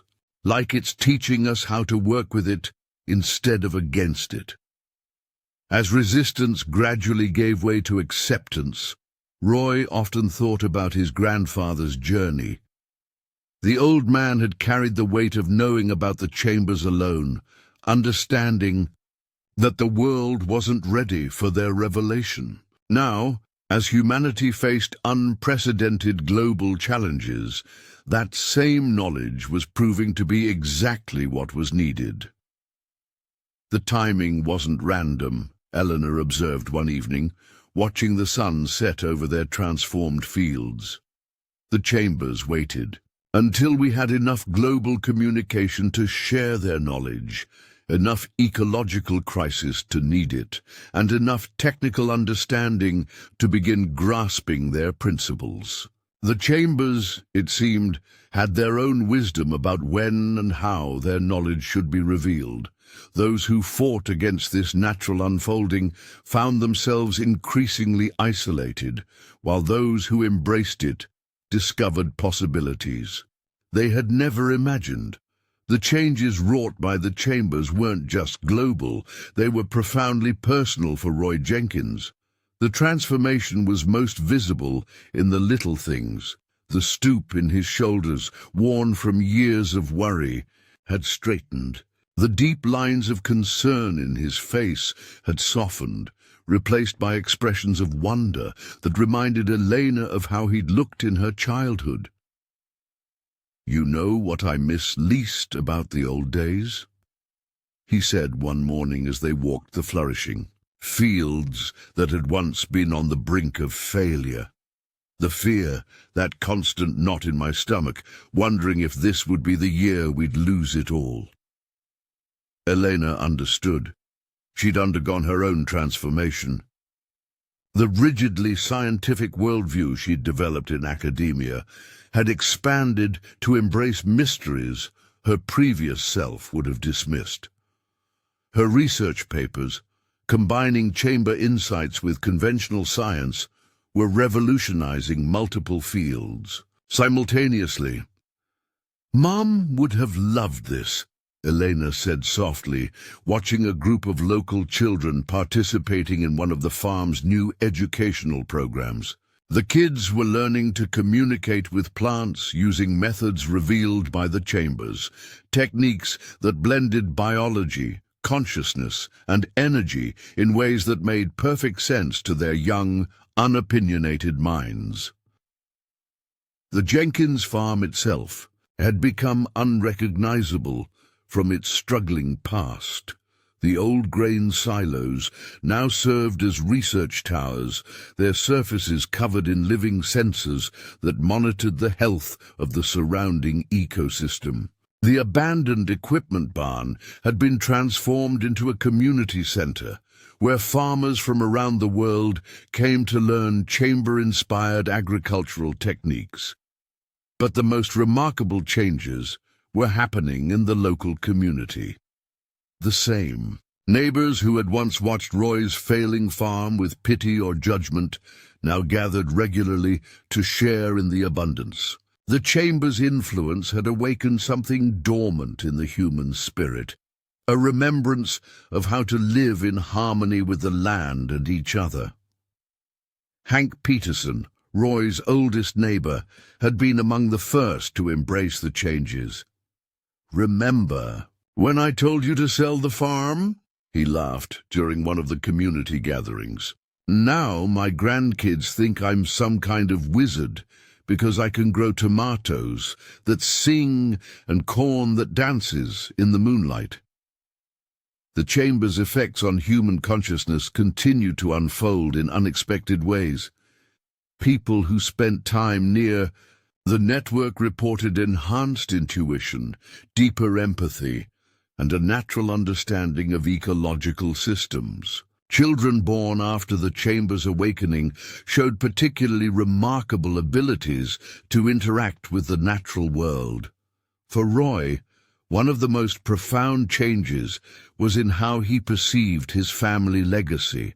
What had once felt like a burden, the struggling farm, the responsibility to preserve generations of work, now felt like a privilege. His grandfather's secret knowledge, carried so long in silence, had bloomed into something beyond anything the old man could have imagined. The chambers didn't just save the farm, Roy reflected one evening, sitting on his porch with Elena. They showed us what farming was always meant to be, a partnership with nature, not a battle against it. Elena's professional transformation had been equally dramatic. Her archaeological expertise had evolved into something entirely new, discipline that combined earth sciences with the chamber's revelations about consciousness and energy. She found herself bridging the gap between scientific skeptics and those who intuitively understood the chamber's wisdom. "It's like waking up from a dream," she explained to a group of visiting scientists. "We thought we were studying separate subjects, archaeology, biology, physics, consciousness. The chambers showed us they're all aspects of one living system." The changes rippled through the community in countless ways. The local diner, where farmers had once gathered to complain about weather and crop prices, now hosted lively discussions about quantum agriculture and conscious ecosystems. The high school had started an innovative program combining traditional sciences with chamber-inspired wisdom, attracting students from across the country. Maria's presence, though physically absent, seemed stronger than ever. Roy often felt her influence in the way the chambers had brought him and Elena closer, healing the distance that had grown between them after her death. "Your mother always said everything happens for a reason," he told Elena. "I never really believed it until now." Even Agent Simmons, whose transformation from government enforcer to chamber advocate had surprised everyone, found himself changed in unexpected ways. "I used to think national security meant controlling information," he admitted. "Now I understand it means helping wisdom flow freely." The Jenkins farmhouse, once a place of solitude and worry, now buzzed with activity and purpose. Researchers, farmers, and wisdom seekers from around the world filled its rooms with multiple languages and perspectives. Roy had finally installed the new kitchen Maria had always wanted, though it served a purpose neither of them could have imagined. As a gathering place for people working to transform humanity's relationship with the earth. As the first year, after the discovery drew to a close, Roy and Eleanor sat in the old family room, surrounded by his grandfather's journals and new research papers. The chamber network hummed beneath their feet, a constant reminder of the profound changes they'd witnessed and participated in. "Do you ever wonder," Elena asked, "if Grandpa knew what would happen when he kept this secret? If he saw all of this coming?" Roy picked up one of the old journals, its pages now perfectly clear in meaning, where they had once seemed cryptic. "I think he knew something wonderful was waiting to be discovered," he said. "But this—" He gestured to everything around them. The transformed farm, the global network, the new understanding spreading across humanity. This is beyond anything he could have imagined. Just like it's beyond anything we can imagine might come next. In that moment, sitting in the farmhouse, where generations of Jenkins had weathered storms both literal and figurative, Roy felt a deep peace. The desperate search for water that had led him to dig that fateful well had opened something far more precious, a wellspring of wisdom that could nourish not just his land, but the entire world. Outside, the fields that had once been barren, now pulsed with life and possibility. The secret his grandfather had protected had finally found its moment to flower, transforming not just a failing farm, but humanity's understanding of its place in the living cosmos. 18 months after the discovery, the chambers began revealing something new. It started with subtle changes in the crystalline tree's patterns, configurations that even Elena's advanced understanding couldn't decode. The sphere in the original chamber had started pulsing with unprecedented rhythms, creating harmonics that seemed to reach far beyond Earth's atmosphere. "Dad, look at this," Elena called out one morning, her eyes fixed on monitoring equipment that had been installed in the main chamber. The data streams showed energy patterns unlike anything they'd previously encountered. "It's like the network is preparing for something." Scientists around the world reported similar phenomena from other chamber sites. The Guatemalan pyramids' patterns had begun synchronizing with celestial events. The underwater chambers were generating frequencies that marine mammals responded to in extraordinary ways. Something was building in the global network, a new level of activation that hinted at possibilities beyond their current understanding. "The patterns suggest some kind of communication," Elena explained during an emergency conference with international researchers. "But not just between chambers. It's like they're reaching outward, towards something we can't yet see."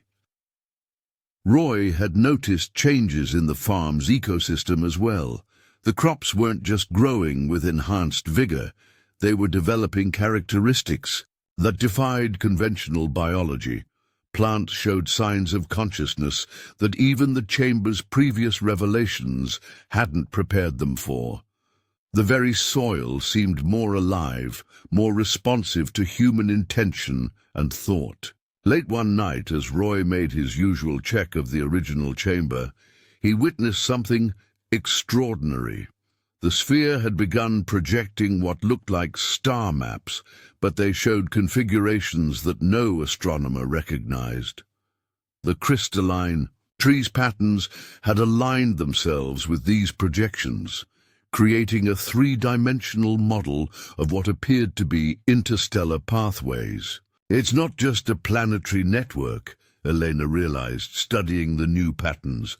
The chambers are part of something much larger, a galactic communication system that's been dormant all this time.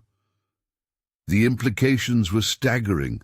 The chambers hadn't just been waiting for humanity to reach a certain level of technological advancement. They had been preparing Earth for integration into a larger cosmic community. The agricultural and ecological knowledge they'd been sharing was just the first step in a much grander process. "Look at these energy signatures," Dr. Rodriguez, now a regular collaborator at the farm, pointed out. "They're identical to signals astronomers have been detecting from supposedly empty regions of space. The chambers aren't just teaching us, they're announcing our readiness to something out there."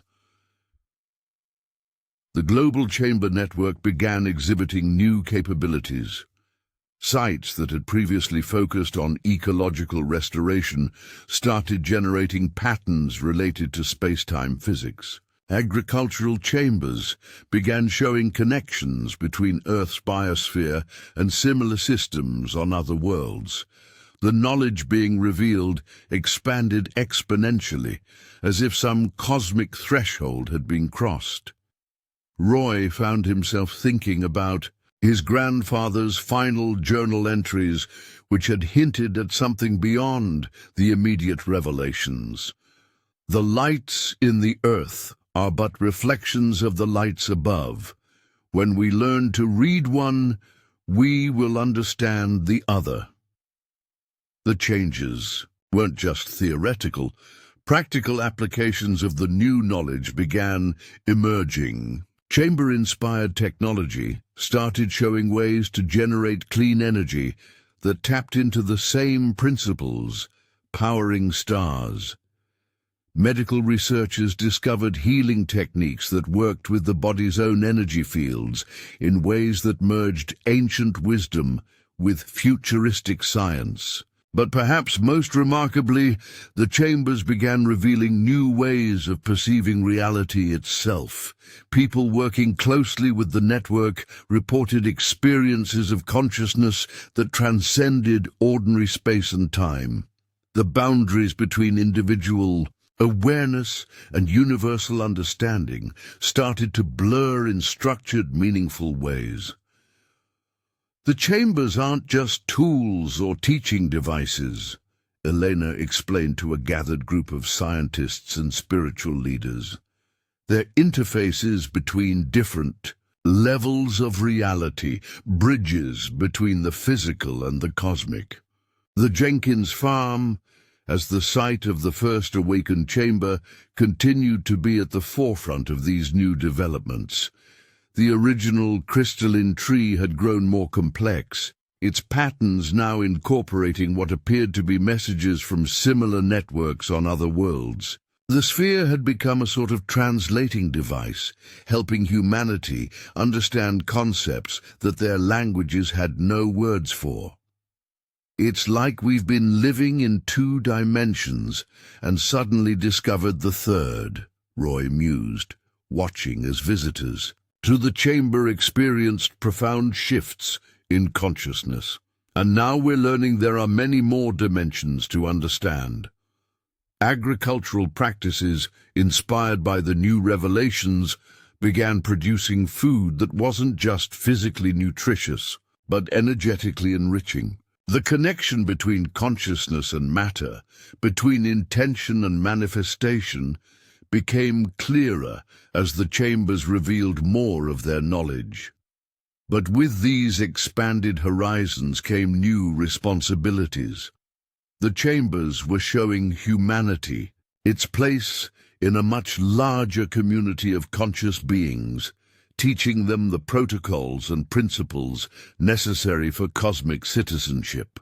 The knowledge wasn't just about advancing technology or understanding, it was about growing into their role as guardians of life itself.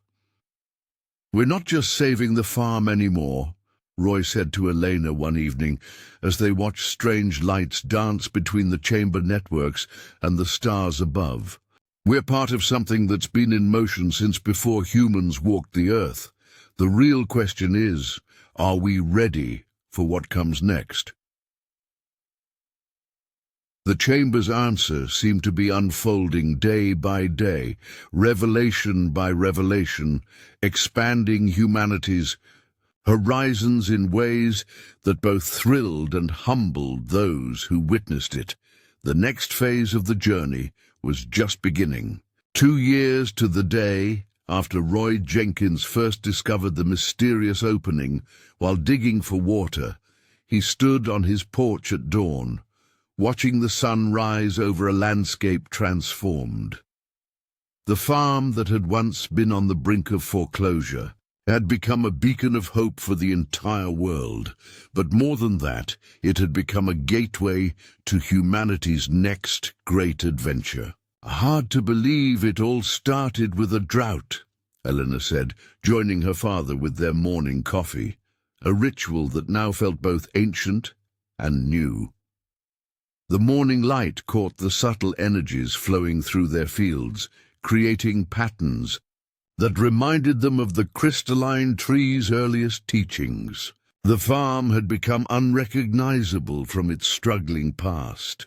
Where withered crops once fought against drought, now flourished gardens that demonstrated the harmony between human consciousness and natural law. The old grain silos had been transformed into research towers that connected with the chamber network, their surfaces alive with the same living circuitry they'd first seen in the underground chamber. But the most profound changes weren't visible to the eye. The knowledge revealed by the chambers had spread across the planet, taking root in human consciousness like seeds planted in fertile soil. The old ways of fighting against nature had given way to an understanding of cooperation and harmony that was transforming every aspect of human civilization. "Your grandfather once told me," Roy said, his voice soft with memory, "that the land holds secrets for those who learn to listen. I thought he was just being poetic. Now I understand he was trying to prepare us for this."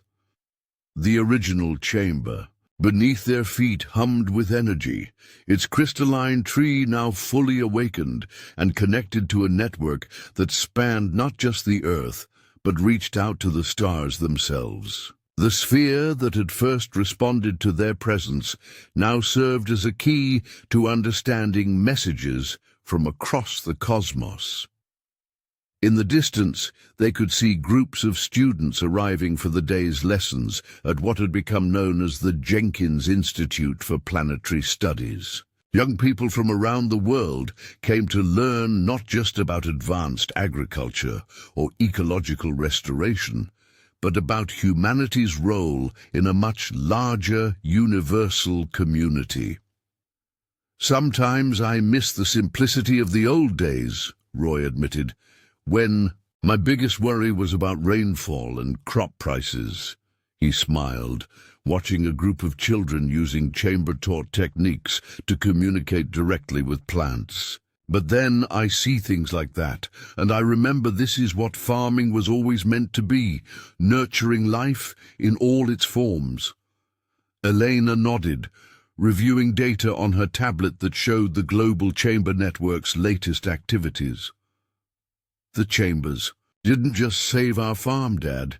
They showed us that everything, farming, science, consciousness, even spirit, it's all part of one living system. We just needed to remember how to see it." As the morning progressed, visitors began arriving. Scientists, spiritual leaders, farmers and seekers from every corner of the globe. The Jenkins farm had become a pilgrimage site of sorts, but not in any traditional religious sense. It was a place where people came to understand their connection to the living universe, to learn from the wisdom that had waited patiently beneath. The earth for humanity, to be ready to receive it. The lonely farmer who had once faced losing everything had become a guardian of knowledge that was transforming the world. The daughter who had feared her father's stubborn attachment to the land had discovered that his instincts had been right all along. They just hadn't understood the true value of what they were protecting. "Your mother would have loved this," Roy said, watching the sunrise illuminate the thriving landscape. "She always said everything happens for a reason." They could see the subtle glow of the chamber network flowing beneath their feet, connecting their small farm in Oklahoma to similar sites around the world. But now they understood that these connections went far deeper than physical channels in the earth. They were part of an ancient system designed to help conscious beings remember their place in the cosmic dance of life. As another day began at what had once been just another struggling family farm, Roy Jenkins thought about the journey that had brought them here. The failing crops that had seemed like an ending had actually been a beginning. The mystery beneath.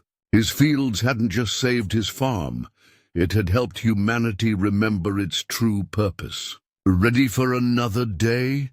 Elena asked, seeing more visitors approaching up the drive. Roy nodded, thinking of his grandfather's words about knowledge that could only be discovered, never taken.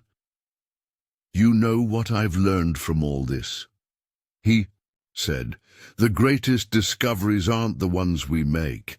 They're the ones that reveal themselves when we're ready to understand them." The crystalline tree beneath their feet pulsed in harmony with his words, its ancient wisdom continuing to flow into a world that was finally learning to listen. That afternoon, as Roy guided a group of international agricultural ministers through the demonstration fields, something unprecedented began to happen. The subtle patterns of light that occasionally flickered through the soil suddenly intensified, creating luminous networks visible even in broad daylight. Similar phenomena were reported simultaneously from chamber sites worldwide. "It's starting," Eleanor's voice came urgently through Roy's earpiece. "The next phase, it's happening now." Roy excused himself and hurried to the main chamber entrance, where Elena and a team of researchers were already gathering. The sphere in the central chamber was rotating rapidly, its patterns flowing with such complexity that their monitoring equipment couldn't keep pace. The crystalline tree glowed with an intensity they'd never witnessed before, its branches extending new configurations toward the ceiling. "The energy signatures have changed completely," Dr. Rodriguez reported, his eyes fixed on readings that defied conventional understanding. "It's as if the entire network has shifted to a higher frequency." As they watched, the chamber ceiling began to transform. The metal that had sealed it for millennia became translucent, revealing not the earth above, but what appeared to be a window into space itself, stars, nebulae, and cosmic phenomena that shouldn't have been visible from underground. "It's not just a projection," Elena whispered, her scientific mind struggling to process what they were seeing. "It's a direct connection, a bridge between here and somewhere else." Through this cosmic window, they glimpsed what appeared to be other worlds, planets with landscapes both familiar and alien, some showing signs of life and conscious design that paralleled Earth's chambers, but with variations that spoke of different evolutionary paths. The sphere in the center of the chamber rose from its pedestal, hovering in mid-air as its patterns synchronized with the celestial display above. From it emanated a harmonious tone that resonated not just through the air, but through the consciousness of everyone present, a sound that somehow conveyed meaning beyond language. "They're reaching out," Elena said, her voice filled with wonder. "The chambers were never just about Earth. They're part of a vast network spanning multiple star systems. And now that we've learned to listen, they're introducing us to the larger community. Outside, above the Jenkins farm, and at chamber sites worldwide, the sky itself seemed to respond. Atmospheric phenomena appeared that defied meteorological explanation. Luminous patterns forming and reforming, creating geometric shapes that mirrored the chamber symbols. Global monitoring systems detected unprecedented harmonic resonances in Earth's magnetic field, as if the planet itself was participating in a cosmic conversation. World leaders, scientists, and spiritual figures converged on the Jenkins farm in the days that followed, drawn by an intuitive understanding that humanity stood at a threshold moment in its evolution. The chambers weren't just revealing new knowledge, they were preparing Earth for contact with a broader cosmic civilization.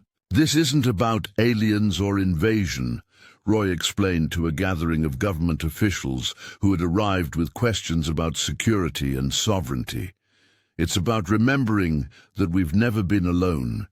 The chambers are awakening memories of connections that have always existed, connections our ancestors might have understood, but that we've forgotten in our rush to conquer rather than commune."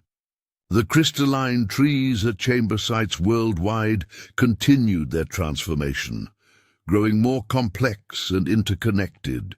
The knowledge they shared became increasingly sophisticated, revealing principles of consciousness and cosmic harmony that transcended earthbound thinking. But remarkably, these revelations didn't feel foreign or imposed. They resonated with an intuitive rightness, as if humanity was remembering rather than learning.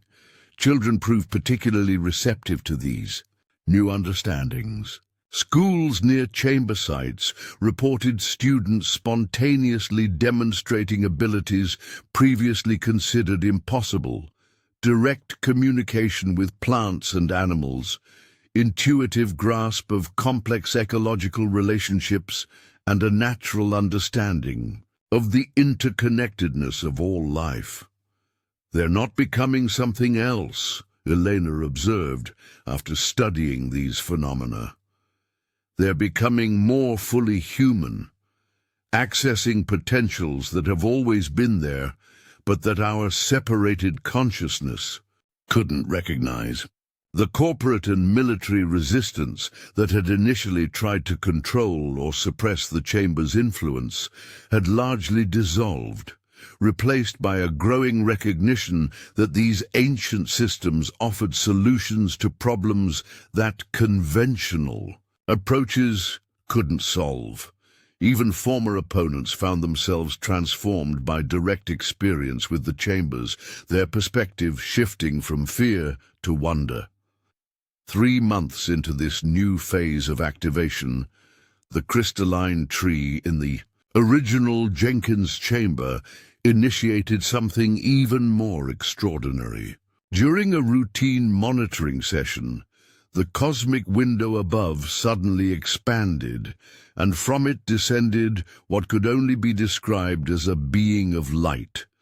Not solid or material in any conventional sense, but a coherent pattern of conscious energy that communicated through direct impression rather than language. Those present, including Roy and Eleanor, experienced not fear, but profound recognition, as if meeting a family member they'd forgotten they had.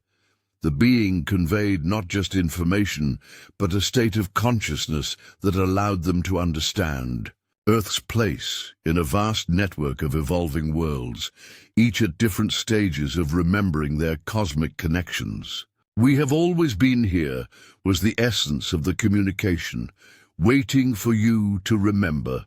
The chambers are not gifts from outside, but keys to what lies within, the birthright of consciousness throughout the universe." The visitor showed them visions of Earth's potential future, not a predetermined path, but possibilities that would unfold based on the choices humanity made in this pivotal moment.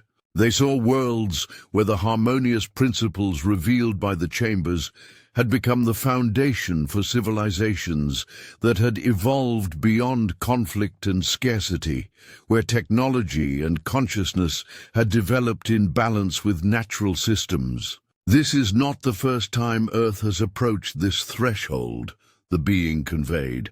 Previous civilizations reached similar points of choice, but turned away, choosing separation over connection, dominance over harmony. The chambers have waited through these cycles, preserving knowledge for when humanity was ready to choose differently. When the luminous visitor departed, it left behind not just memories, but a permanent transformation in those who had witnessed its presence. Their consciousness had been gently expanded, allowing them to serve as bridges between conventional human understanding and the cosmic awareness the chambers were nurturing. Word of this contact spread rapidly, not through sensationalist headlines or government announcements, but through a subtle shift in collective consciousness that seemed to ripple outward from the chamber sites. People worldwide reported dreams and intuitions that aligned with the chamber's teachings, as if Earth itself was participating in awakening humanity's cosmic memory. The Jenkins farm, once a struggling patch of Oklahoma soil fighting against drought, had become the nexus of humanity's most profound transformation. Farmers who had once focused solely on extracting crops from reluctant earth now found themselves at the forefront of understanding how consciousness and matter intertwine, how intention, attention, and love could literally reshape physical reality when aligned with the patterns the chambers revealed. "You know what amazes me most?"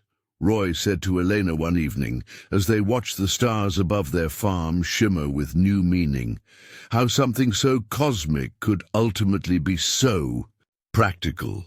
These universal principles actually work better for growing food than all our modern methods.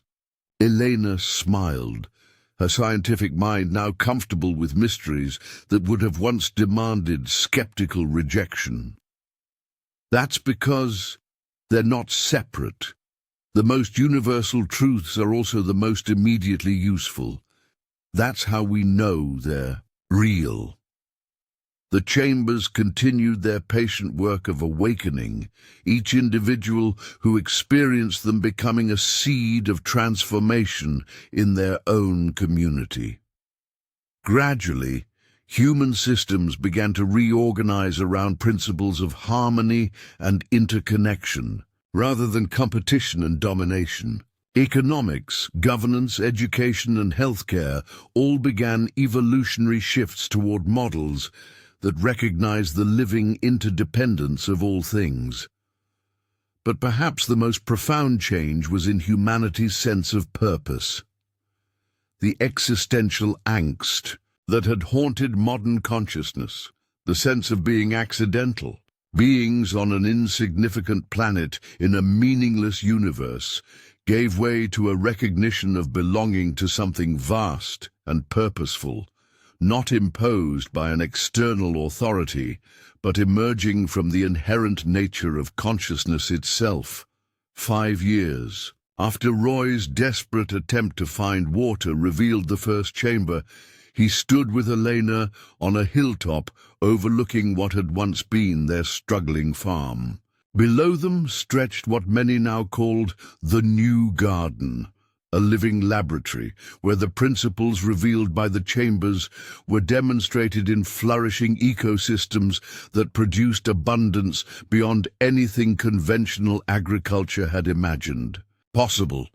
The crystalline networks were now visible above ground as well, their luminous patterns flowing through soil, plants, water, and air, a tangible manifestation of the consciousness that connected all living things. Similar networks had emerged at chamber sites worldwide, gradually merging into a planetary system that ancient texts had sometimes called the flowers of life or the rivers of wisdom. What had begun as a desperate farmer digging for water had flowered into humanity's reconnection with its cosmic heritage. The chambers had revealed that Earth was not just a physical planet, but a conscious entity, one node in a vast network of evolving worlds, each with their own unique expression of the universal patterns. "Do you think this is what Grandpa glimpsed?" Elena asked, watching children from around the world playing in fields where crops grew in harmonious patterns that mirrored the stars. "Is this what he was trying to protect until we were ready?" Roy thought about the simple farmer who had written those cryptic journal entries decades ago, who had carried the secret of what lay beneath their land. "I think he caught a glimpse of the first light of dawn," he said, "and knew that someday the full day would break. He just couldn't have imagined how beautiful the sunrise would be." As twilight deepened over the new garden, the crystalline networks began their nightly illumination, connecting earth and sky in patterns of light that reminded all who saw them of the hidden harmony underlying apparent chaos. The chambers continued their ancient work of awakening, revealing that what humanity had long sought in the stars had always been waiting patiently beneath their feet, the wisdom to see that separation was an illusion, and that the universe itself was a garden waiting to be tended by conscious beings who remembered their purpose. From a desperate hole dug in search of water had flowed a wellspring of wisdom that was transforming not just a farm, not just a planet, but humanity's understanding of its place in a conscious cosmos. The ancient secret, locked away for millennia, had finally found its moment to flower in a world that had evolved enough to nurture rather than fear its revelations. Roy Jenkins, once a lonely farmer facing foreclosure, now stood as a steward of humanity's cosmic awakening, proof that the most profound transformations often begin with the simplest acts. A man digging in the earth, searching for something to sustain life, and finding instead the key to understanding life itself. As night fell completely, the stars above and the luminous networks below pulsed in perfect harmony, reminding all who witnessed it that they were never truly alone, that the universe itself was a single living system learning to know itself through billions of eyes, including their own. From failure had come renewal, from desperation, discovery, from a simple farm in Oklahoma, a new understanding of humanity's cosmic heritage. The bunker that Roy had uncovered hadn't just changed history, it had revealed that history itself was part of a much larger story, one that had been patiently waiting for humanity to reach the page where they were ready to read it. Up next, you've got 2 more standout stories right on your screen. If this one hit the mark, you won't want to pass these up. Just click and check them out. And don't forget to subscribe and turn on the notification bell so you don't miss any upload from us.